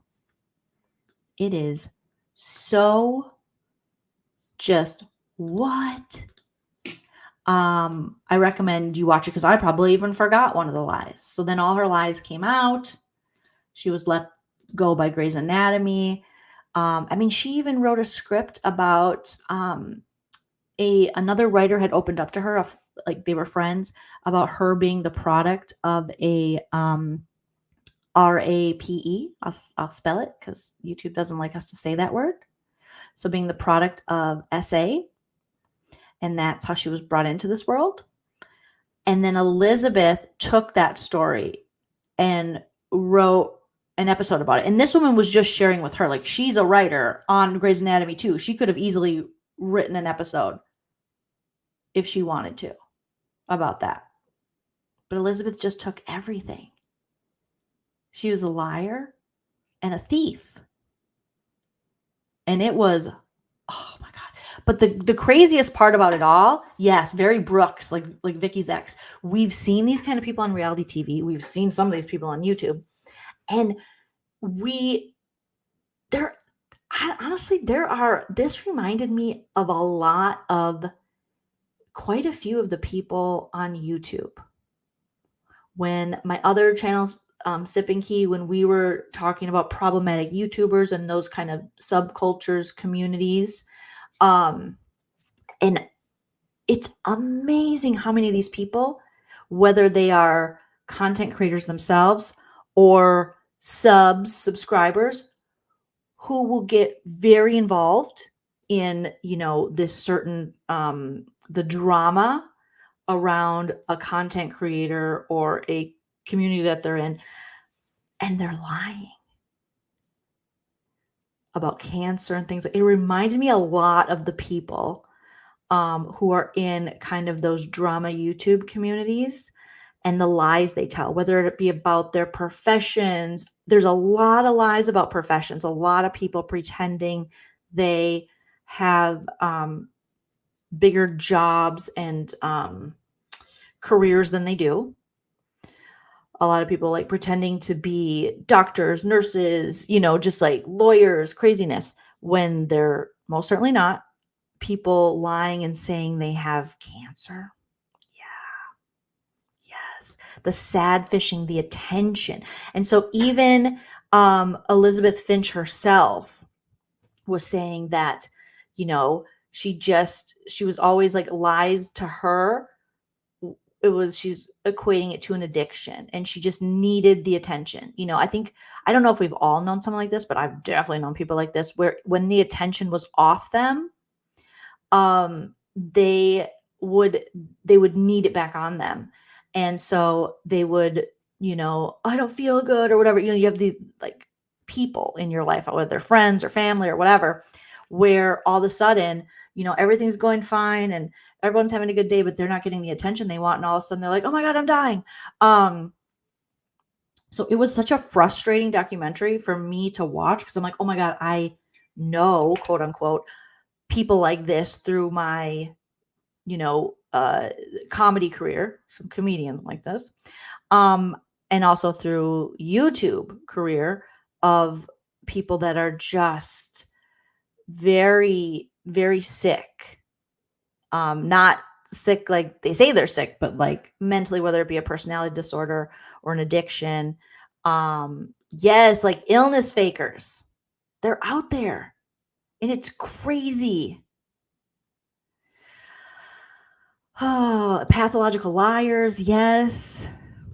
Is this what's like Munchausen or Munchill syndrome too?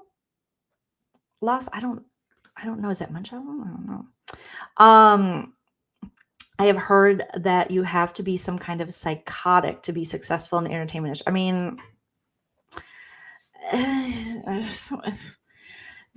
it's amazing how many sociopaths are very successful, but there are people who are not, who are successful. So, but yes, definitely personality disorders. There are so many personality disorders just alone in YouTube, in like the YouTube sphere, whether it be creators or subscribers that get overly involved, I would say, like go real life, or you get like stalker situations, and the sad fishing. And some people, I think it is sad because you have these people who are very, very lonely, and this is the only way they can get attention or feel validated, or maybe some of them do it just to troll. I don't know.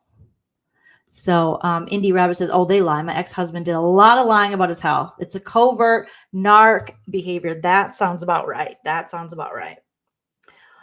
Ooh, it's terrifying. Munchausen syndrome, Patty says, people who fake illnesses. It is, oh, wow. NW says YouTube is just another outlet for those type of personalities to get it's insane how many of those personalities exist, and how, whether it's negative attention or positive attention, they just want the attention. So and there is this, which probably are more personality disorders or, narcissistic personality disorder, where they are literally, whether it's good or bad, and they're always the victim of their own story. And the lies. Jolene, would you consider recapping the entire series? This one, Anatomy of Lies, Christina? Sorry. N-Dub says Pamela is feel for you. It's so much work. What did Pamela say? N-Dub, she tries to pit family members against you. Are you talking about a family member? It's histrionic. There's a lot of, I've noticed there's a lot of borderline personality disorder too that exists. A lot of people saying they've been diagnosed a borderline. Obviously, we know with these reality stars and stuff, there's some narcissistic personality disorder. Yeah, I mean, it's only 3 episodes, but if you guys want me to, I can definitely go episode by episode, but I feel like I just told you everything, but I probably should have just broken it down with episodes, but I was fascinated by this freaking show and I watched it so quickly. Are there 3 episodes or 4? I don't know.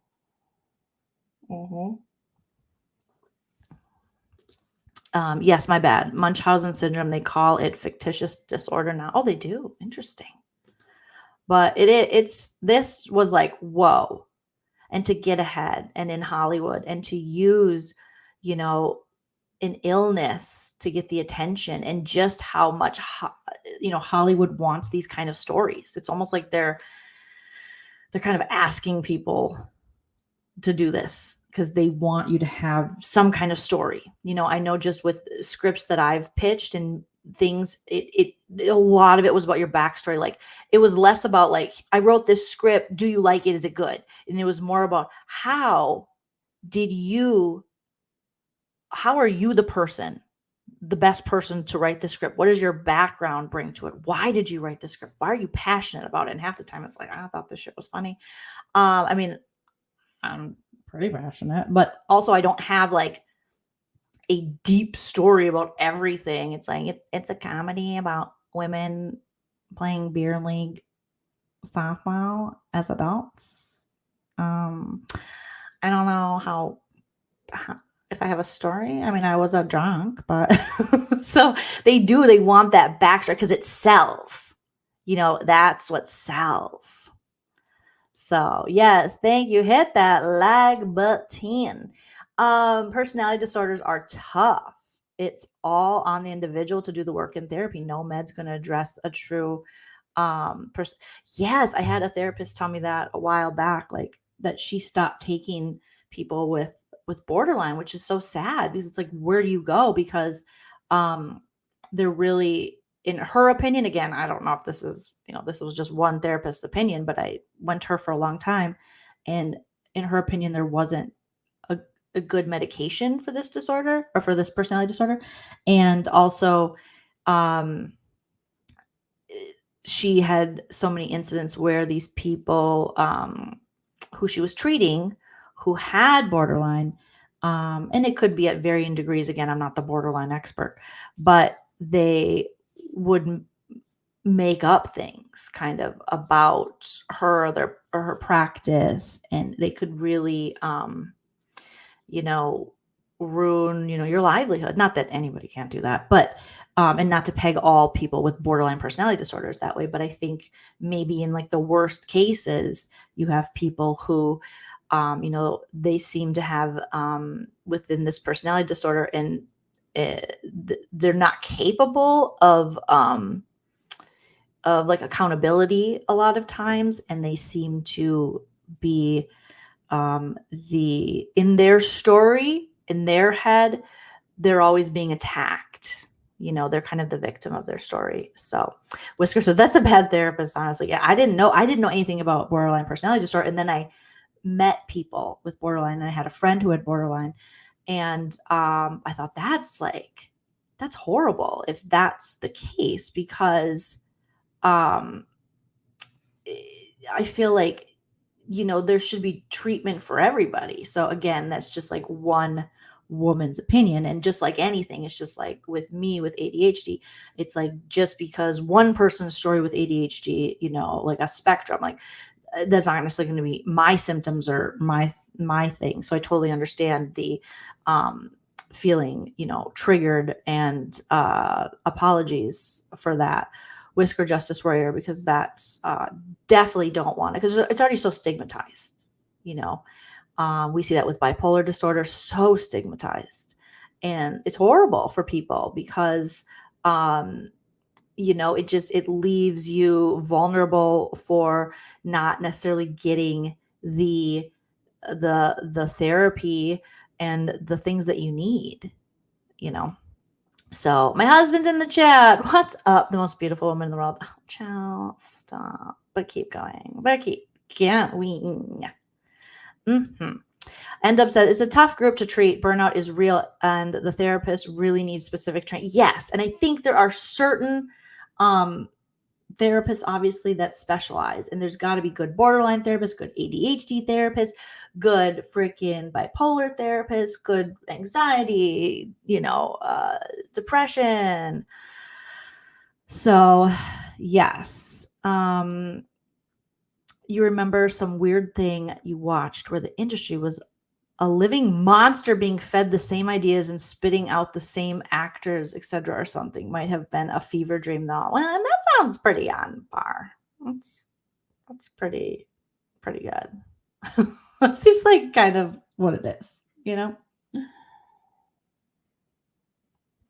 But yeah. So it's this was just like, I don't know. I don't know what her diagnosis ended up being, but this was just wow. What this woman was able to get away with lying for so long, and how she really preyed upon people's empathy. And this, you know, docuseries just showcases all of it. And it really is stranger than any Grey's Anatomy episode ever could be. So they say sometimes the truth is stranger than fiction. This is definitely stranger than fiction. 100%. So, yeah, I left this being like feeling so angry at this chick. I don't even know. My husband said, turn on the lights and play some Bush. Stop trying to get me pregnant. I think I'm in perimenopause. Autumn says, hey, Jolene and all, late, but made it. We're so glad you're here. So glad. Yeah, watch it. And then maybe if there's enough interest, maybe we'll just do episode by episode, because I was just glued to this shit. I was glued to it. Okay. Now I did watch Sheena's most recent podcast from like 3 days ago. Okay. Because I saw that there were a lot of people talking about this, and I'm like, what? And she had, I don't know if you guys watched, but she had MJ from Shaws of Sunset, and then also Traitors, and then she had Kiki. And Kiki Monique has her Radio Andy show, and then she has another podcast, and she was in the Erica Jane documentary, or the Tom Girardi or whatever. Okay. So everyone was talking about this. So today I was like, all right, let me watch it. I saw that Up and Adam was talking about this. I think Zach might have been talking about it. I saw people on Instagram talking about it. So I was like, okay, what is Sheena doing? What is Sheena? What relationship is Sheena? What is relationship is Sheena ruining with a friend now? Yeah, I didn't like. I watched a little bit of Adam's, and then I was gonna go back and watch Zach's. But then once I heard Adam say it, I was like, I'm just gonna go watch Sheena's. Okay, so I think it starts around. So she has. Let me put in my AirPods. So let's watch it together and see what we think here, because Sheena now on her podcast that she has, Shenanigans, is talking about blogger wars. So she's talking about like YouTubers, you know, who aren't getting along, and they're both her friend. So, oh, Sheena.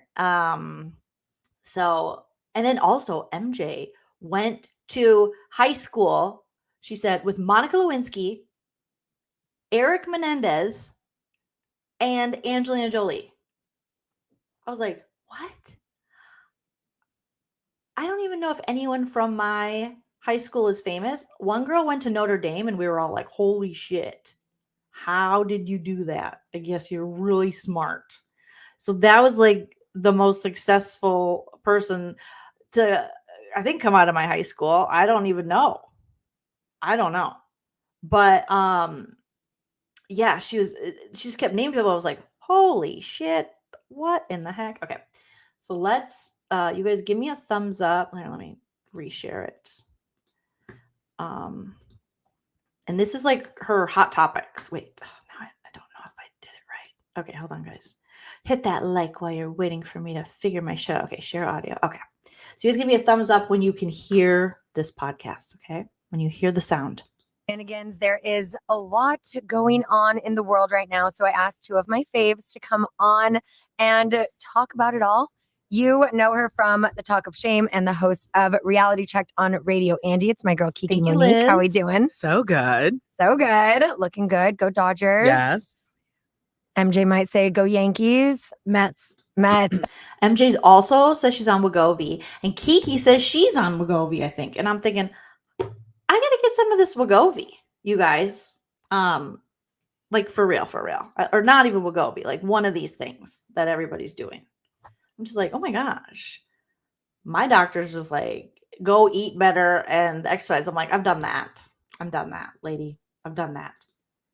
Give me the shotties. Okay. All right. So they're blabbing about something, lovely ladies talking. And then I think soon is going to get to the topic of their friends. Bloggers. He won't eat peanut butter and jelly. It's not allowed at school. Blah, Yeah. blah, blah. Kid That happened talk. one day. Wow. Lala. No variety of nuts. Not even a pistachio. No, every day it's a struggle. I'm just like, here's some fruit and like call it a day. Yeah. Yeah. I mean, Yeah. it'll be fine. Yeah. They come home, they eat Persian Right? food. Wegovy. I want to. All right. We're going All to take a right. quick little break and then we will be right back. Oh my gosh. We're taking a break. Okay, everyone. It is that time of year when the holidays are right around the corner Rakuten. and you're going to be spending a lot of. Get the Rakuten. I think I got an email about this. Now, join the 17 million members who are already saving. What does it do? Is it coupons? Okay, this is her ad.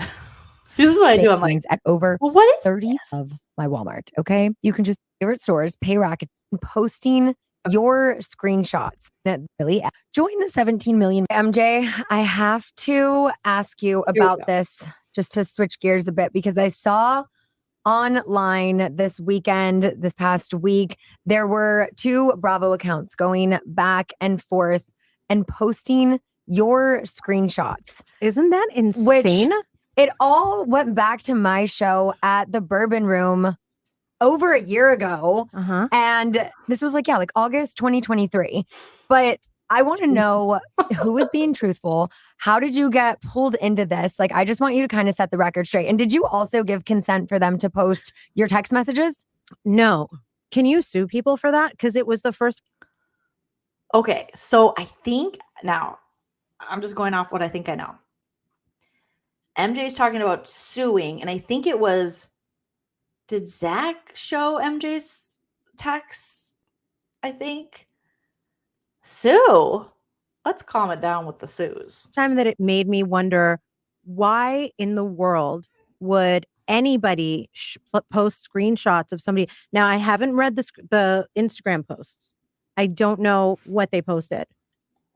I saw that they were trying to defend themselves, saying like, well, you were drunk and then there was a fight and all of this happened. But I'm like, why are we talking about this again almost a year and a half later? We already talked about and what this was strange a year ago. was because both of them were saying that through the screenshots of the text message they were sending that you were on their side. Both of them. So I was like, how is this possible? Right. But also I'm like, why are we airing out text messages? Like, we never do that. Like, I would Yeah. never post that without someone's consent because, like, you lose all trust. Like, Right. I'm never going to message you again because, like, Yeah. this is vault. You only Give me a break. All these reality people, I know Kiki's not on a reality show, but they share their text messages. They share screenshots. We've seen it happen before. What is crazy is, isn't Sheena supposed to be their friend? post the screenshots of people you're fine not being friends with anymore. Yeah. Exactly. If you need the receipts, I'm like, oh, bitch, let me post because I did check on you to make sure you got home safe. Okay, here's the screenshot. I agree. Or if you're getting a check and part Right. of your job, Totally. Yeah. here's what I did see was a picture of me and a big like opinion about it. Like Yes. MJ even said that so and so was messy, and I was like, that's not nice. About the other person, I was like, the fact is that I heard that they were two guys that used to be friends. Okay. Also, if you're going to talk about it, say their names. They're clearly talking about Up and Adam and Zach Peter. Like, they're clearly talking about them. So, and MJ's been on multiple shows of Adam's and Zach's, and Sheena's supposed to be Adam's friend and Zach's friend. So just say their name. Like, say the name. Because otherwise it's too confused. Everyone's like, what are you talking about? And it just seems weird. Like, why are we not saying their name?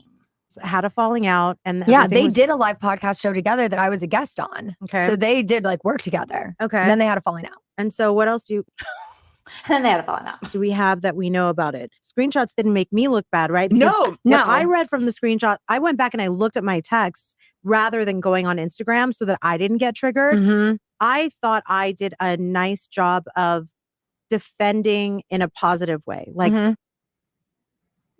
hope y'all work it out, check on each other. But it was like a huge falling out. Yeah. One of them was saying that the other got Kiki like paid attention to this. She's like, one of them was saying really drunk and like, I think was even smashing, glasses and had to be escorted out. See, I wasn't at that event or that show, Sheena's, so I do not know. I just know what has been talked about previously, but yeah, I don't even know who said who was smashing glasses. By security, and they were saying that you were witness to him being escorted out by security, and they were posting the screenshots to show like that did not happen. And see, I talked to her and it was like, is this truthful? And you were like, no. And then it was like the other one was like, see, this is what I said, and like, didn't he get kicked out? And it was Okay, so End Up says, I think MJ was being shady because one of the last shows, Zach and Gigi and Reza were the guest and talked poorly about MJ, and I was on that show and co-hosted that panel with Zach. So it was Zach's show.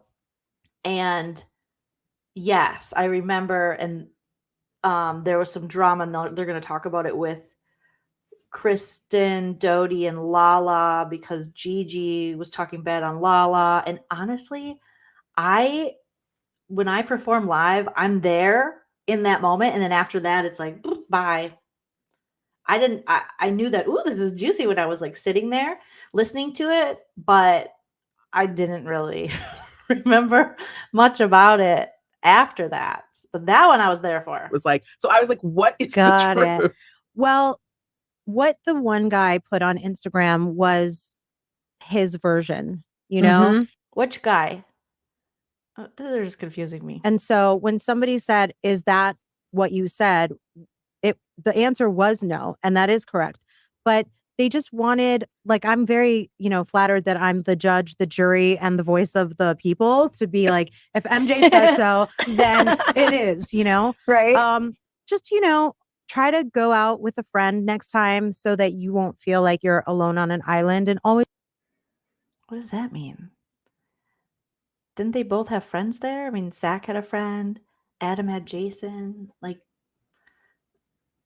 interesting. Please go to Sheena's podcast tours. Yeah. Yeah. I know. We need to do another one of those. I can't believe it's been over a year. Yeah. I'm down. Well, if things like this Super happen, down. I definitely go. Seriously. Well, Bring out hello? the camera. I'll be Yes. the actual job. I have the actual receipts of what happened.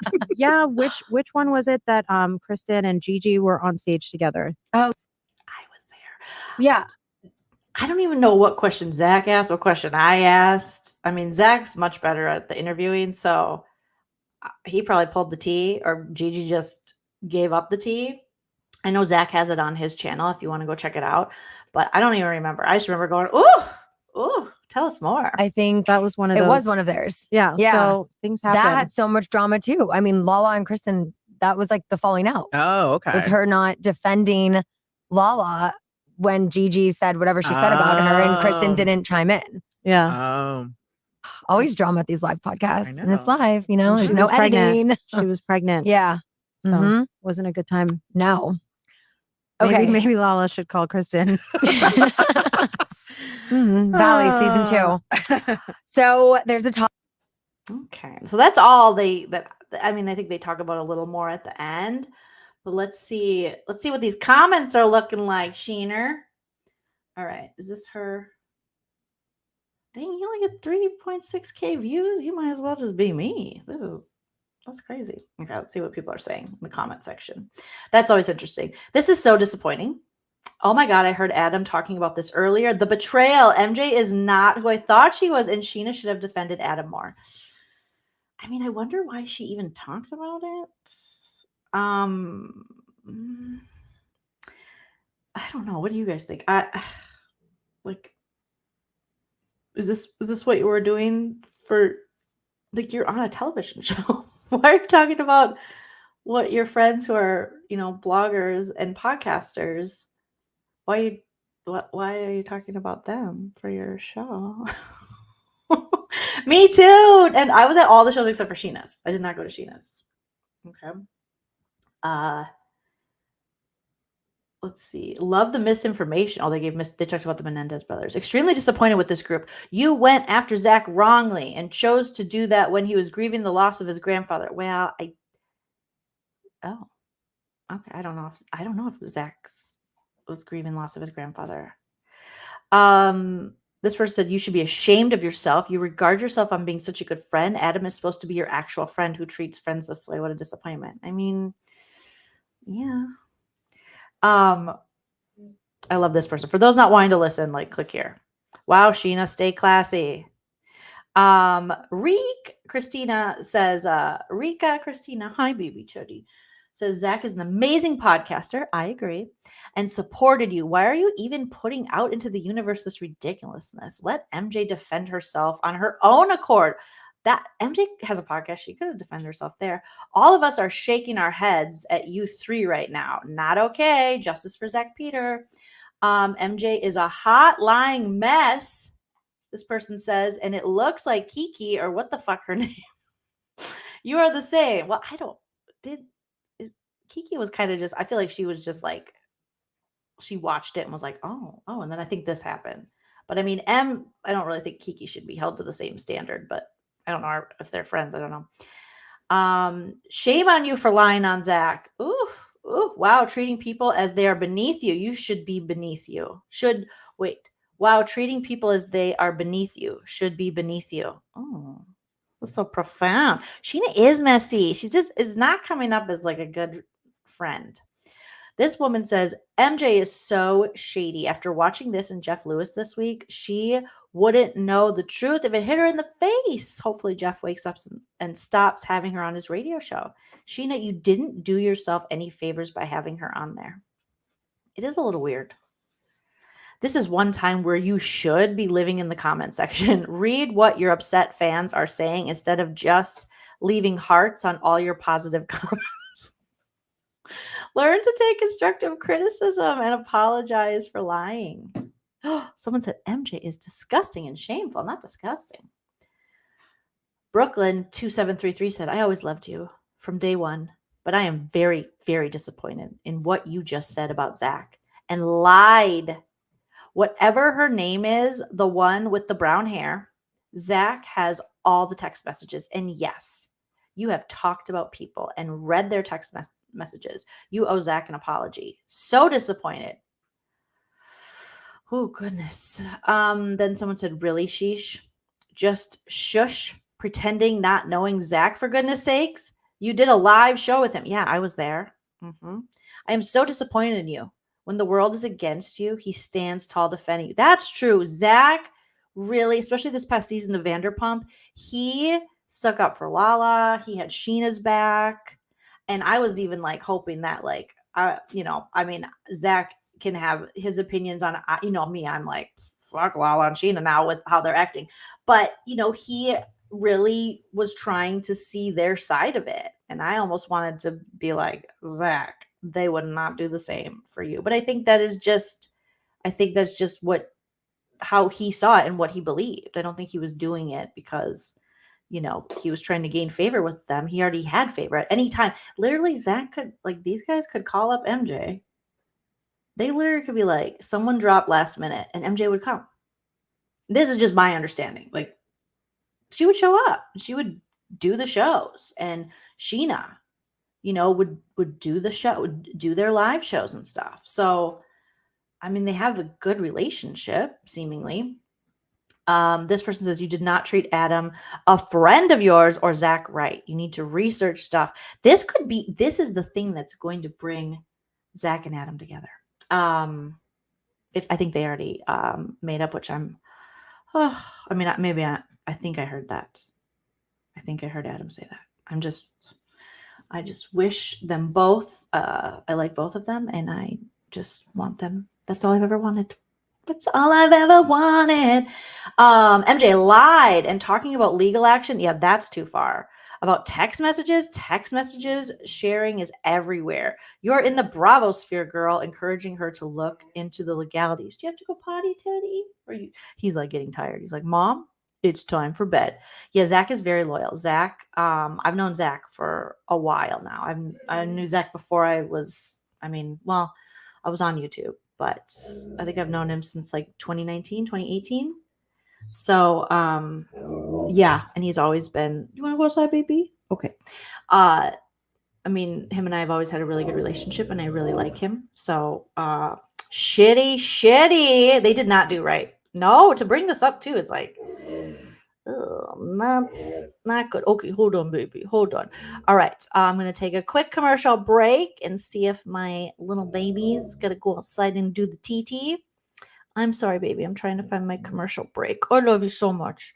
You are such a patient king, Teddy. Teddy's like, Mom, I have to TT, and it's time for MFing. Okay. We're just going to play this commercial. Here we go. Chia Pet, the pottery that grows. It's fun and easy. Soak your chia, spread the seeds, keep it watered, and watch it grow. And now grow a whole collection of fun with chia teddy bears, puppies, kittens, rams, bulls. There's even a chia tree to keep your pets company. Chia Pets and Trees, the pottery that grows. The Chia Pet and Chia Tree are available at Kmart, Rite Aid, Ames, and Woolworth. Makes a great gift. Don't you really want to know? Okay, I was wondering who the father of my baby was. All right, let's take a look. The Miss Cleo DNA test. Not the mama. Not the mama. Not the mama. You do that one more time, and I'm going to throw you across the room. Not the mama. I'm solely searching for the father of your baby. Oh, it's the one that's very unpleasant, okay? Okay. And he's also the one that had another girlfriend while he was sleeping with you. Yes, he did. Yep, that's him. That's the daddy. Okay. But you knew that. I wasn't sure. I don't know how. The baby looks just like him. Yes, he does. Yeah, so you were in denial because he has a funny little chin, doesn't he? Yes, he does. Yeah, and the baby have that same little chin. Oh, my God. Ooh. The cards can reveal things that you will never see by yourself. Call me now for your free tarot reading. Call 1-800-980-8637. I want you to know that I've smoked pot. Yo quiero Taco Bell.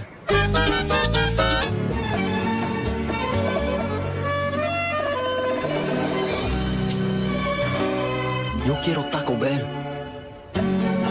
Right now, get a crunchy, cheesy Mexican pizza for just 99 cents when you buy a large drink.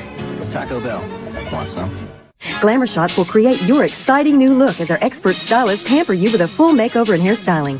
Be a model for a day, dress in the latest fashions and accessories, and star in an exciting photo session with a professional photographer. In just moments, you'll see your color video proof. Portraits of you make great Christmas gifts. Your photo session is just $11.95. Save 60%. Call 1-800-GLAMOUR now.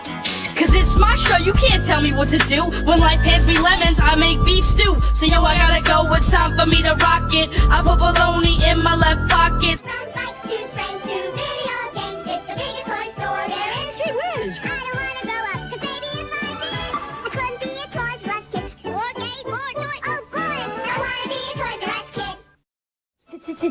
Chia Pet, the pottery that grows. It's fun and easy. Soak your chia, spread the seeds, keep it watered, and watch it grow.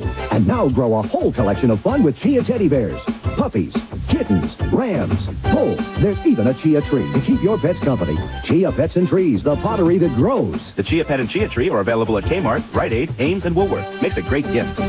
Don't you really want to know? Okay, I was wondering who the father of my baby was. All right, let's take a look. The Miss Cleo DNA test. Not the mama, not the mama, not the mama. You do that one more time, and I'm going to throw you across the room. Not the mama. I'm solely searching for the father of your baby. Oh, it's the one that's very unpleasant, okay? Okay. And he's also the one that had another girlfriend while he was sleeping with you.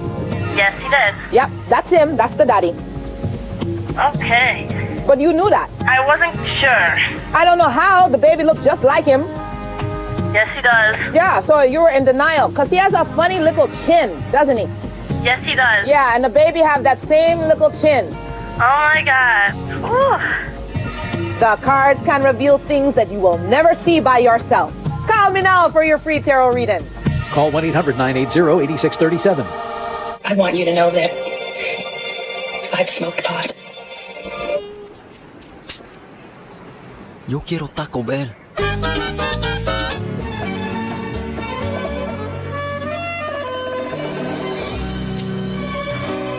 Yo quiero Taco Bell.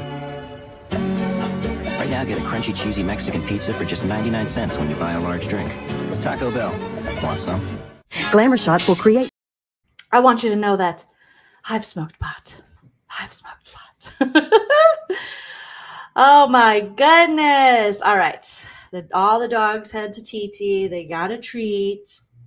I had a starburst. Just a nice midnight starburst.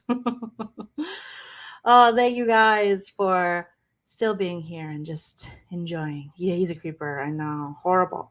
Horrible, horrible. End up says, I hated glamour shots. I look like a lion. They teased my hair. All cray. For real. So, I mean, not really that interesting, Sheena's whole thing with this, but okay. I know everyone was kind of talking about it, so I wanted to check it out, but not the mama. Not that interesting. Seems like she really doesn't do her friends many favors, right? I mean, Sheena, it's been rough lately, girl. They not like us. They not like us. They not like us. Oh, goodness. I think there are certain reality stars too who want to keep people who are, tea spillers, content creators, bloggers. They want to keep them kind of close and, be friendly to them so that people will have, better opinions of them when they're talking about or reviewing the shows they're on. And it's starting to become apparent. Yeah, not impressed, Sheena, again, with that's why I'm just Team Ariana. I can't help it. It's the right way to be. All the rest will disappoint us, Oh, goodness. Well, this was fun tonight, you guys. Just getting to come back, chat with you about things that have been on my mind, things that I've been watching. I'm trying to think of something else. I need to get caught up on Grotesquerie with the wonderful Niecy Nash. But my Hulu account disappeared. And so now I'm like, I guess I have to start that up again because I think my husband canceled it. And not knowing that I need it. I definitely need it. But what else did I watch, you guys? House of Villains. We'll have to talk about House of Villains tomorrow. Is anyone, put in the chat, is anyone watching House of Villains? Dave, no, we can't eat the pillow. Sir, you're going to get the worst poops. Look at he's chewing my little cat pillow. Oh my goodness, Dave. It's going to hurt your tum-tum. No. Yeah, I think House of Villains season 2 I'm liking it. I'm liking it. Pamela says, some of us watch Zach and Jolene and praise Jolene on Zach. Oh, yeah. We love Zach. I mean, I just always am going to love Zach. That's just how it's going to be. I just love him. I love my content creating friends. I would never, that's like the last thing I would want is drama with anybody or a reality star. That's why I don't even like talk to those people. Yeah. Eventually I might have to talk to people. Not Zach people, but like reality people. When people are like, Jillian, why don't you interview people? I'm like, oh, I guess I could, but God, then they're going to fall in love with me. House of Villains are pretty good. Pretty good. Miss T, what do I think about the Beverly Hills trailer? I was excited. I know some people are like lame, stupid. I was excited.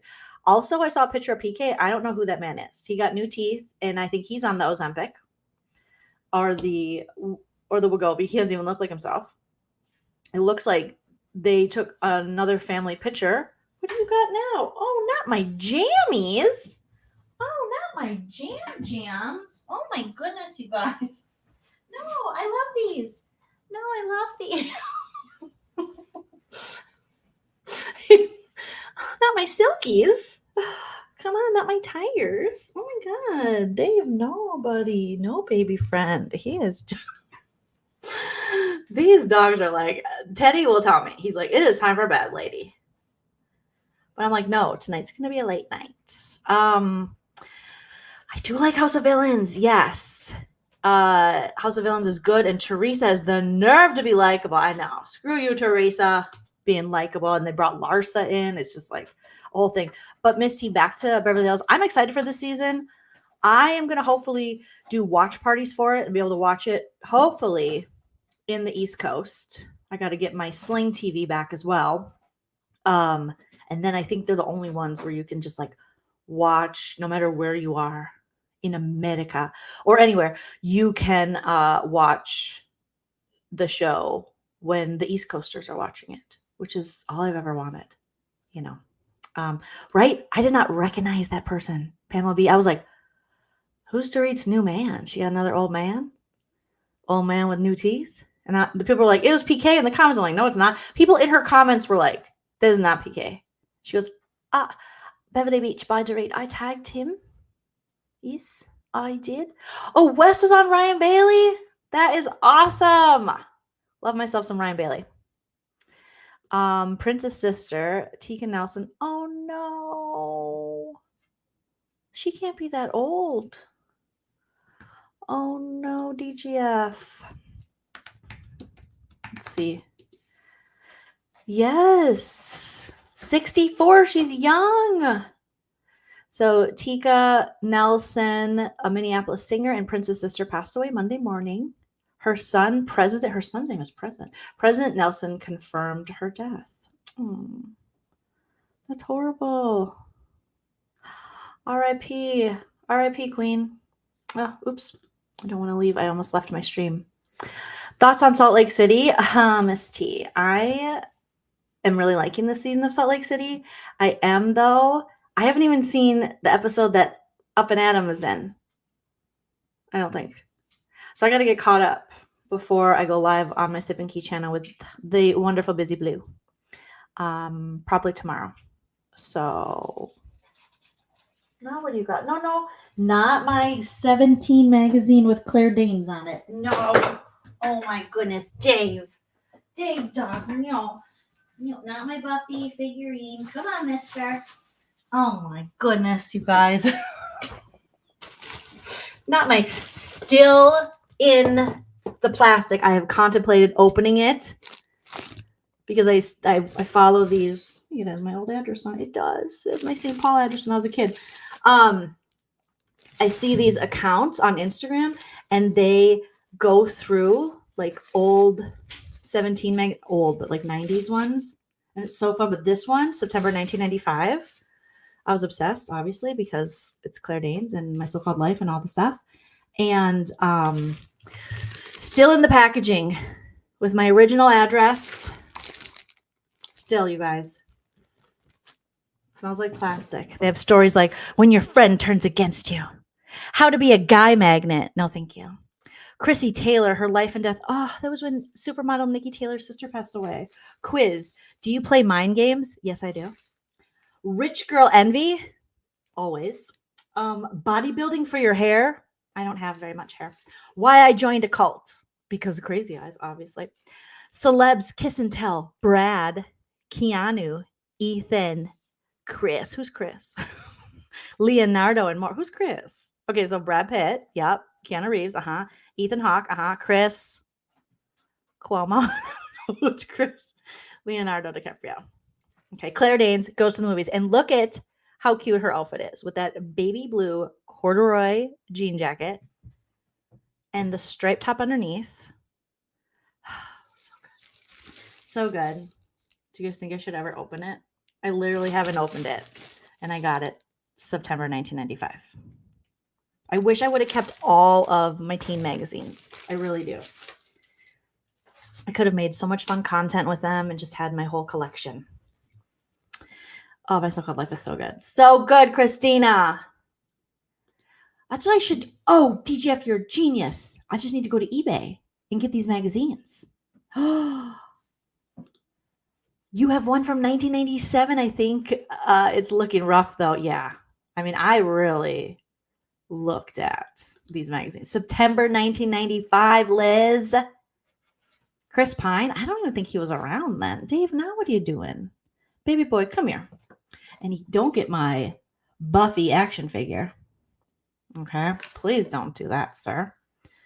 Chris O'Donnell. Oh, yeah. He was such like an innocent cutie. No, Prince and Dave are wrestling. So cute. 1995. Great year. Great year. It was a rough year for me. I had a space bar in my mouth. I had braces for like the second time, I think. My parents made me go to a Catholic private school until I begged them to just go back to public school. 96 was better, for sure.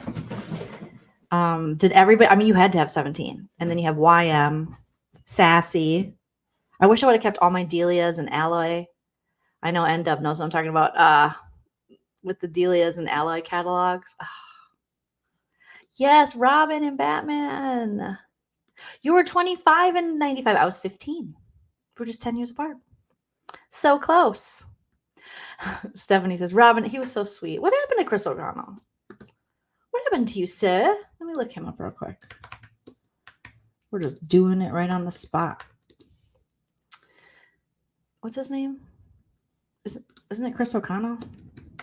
Actor. Yeah. Oh, wasn't he on like one of those like Miami Beach PD Law and Order Crime Special Ocean Unit? He was in Jurassic Park. Chris O'Donnell. It's not O'Connell. It's O'Donnell. Oh my God, I'm sitting here. Chris O'Donnell. He has like 85 kids. He has 5 children. He's Mormon. No, he's not. All about his daughters and sons. Oh, that's cute.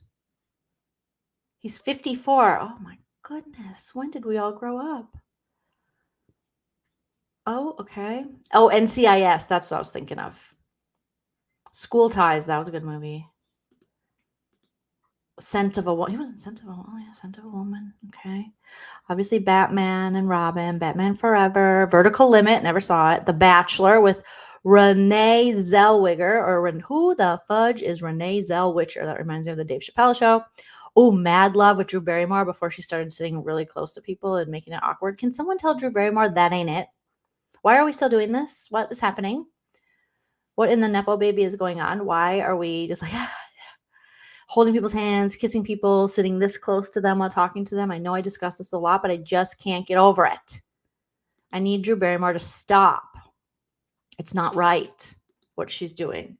People need their space. Dave, what are you chewing on now, baby? Is it my sock? Okay, those are kind of my favorites too because they glow in the dark with ghosts on them, but that's okay. I love you. She needs to stop. It's really bad. Every time I get shown a clip of her show, I die inside a little bit. So, oh, Kaylee, you had Bon Jovi on your wall. Didn't Bon Jovi like stay married to his wife and forever and still married and is like really in love with her, which is crazy for a rock star? Romeo and Juliet changed my life. 1996 Baz Luhrmann version. 100%. Stephanie, 100%. I know I loved the clothes. I loved ordering from Alloy or Delia's, and when I could, because it wasn't like a regular thing where I was like, hey Nana, can I get these super expensive, like, plaid pants? She'd be like, let's go to Kohl's and see what they got. New kitty, this little lady is Cordelia. Cordy, named after Cordelia Chase from Buffy the Vampire Slayer, and she is all love. She's so sweet. I love her. You got little schmoozies on your eye. Gotta get it off. She's like, oh my gosh, Mom. She's so sweet. And then Prince, my big orangey porangey. So sweet. Oh, good. Thoughts on Teddy getting divorced?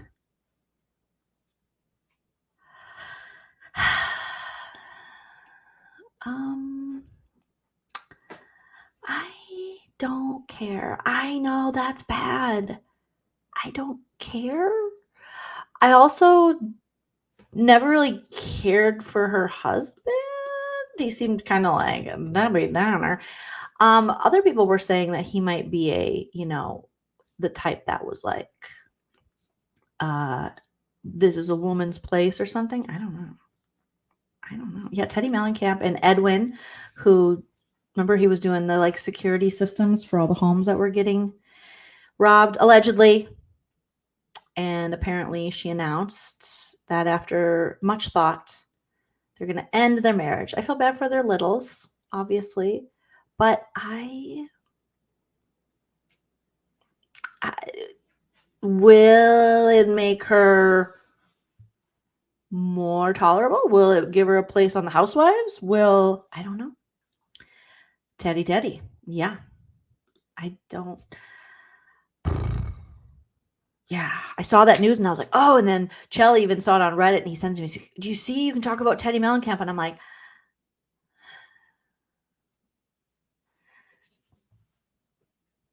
yeah. Dave, what are you doing now? So I feel bad when anyone gets divorced, but don't really care. No, I know. I hope that doesn't make me a bad person, Miss T, but if it does, I'll wear it with pride. My thoughts, womp womp. Like my niece would say, like DJ, womp womp. Hopefully they're happier. You only got one life to live. So don't waste it with the wrong guy. Oh my, not my jammy pants. Okay, guys, we got to go. Thank you so much. Shout out to my super chatters today. Chickenhead PK, Dorkface Neely, Chickenhead PK, Dorkface Neely again. Oh my, he is making out with my jammy pants. Sir, that's going to get a hole. All right. Smash that like on your way out. I'll be back tomorrow at 11:45 Pacific. And yeah, you guys are all beautiful, wonderful pumpkin spice babies. Thank you for joining me for this impromptu late night live. And leave a comment after the video post because I love to hear from you guys. Follow me on social media if you're not already at Joleen Lunzer on Instagram, TikTok, and the Twitter. But like I always say, enjoy yourself. It's later than you think. Bye.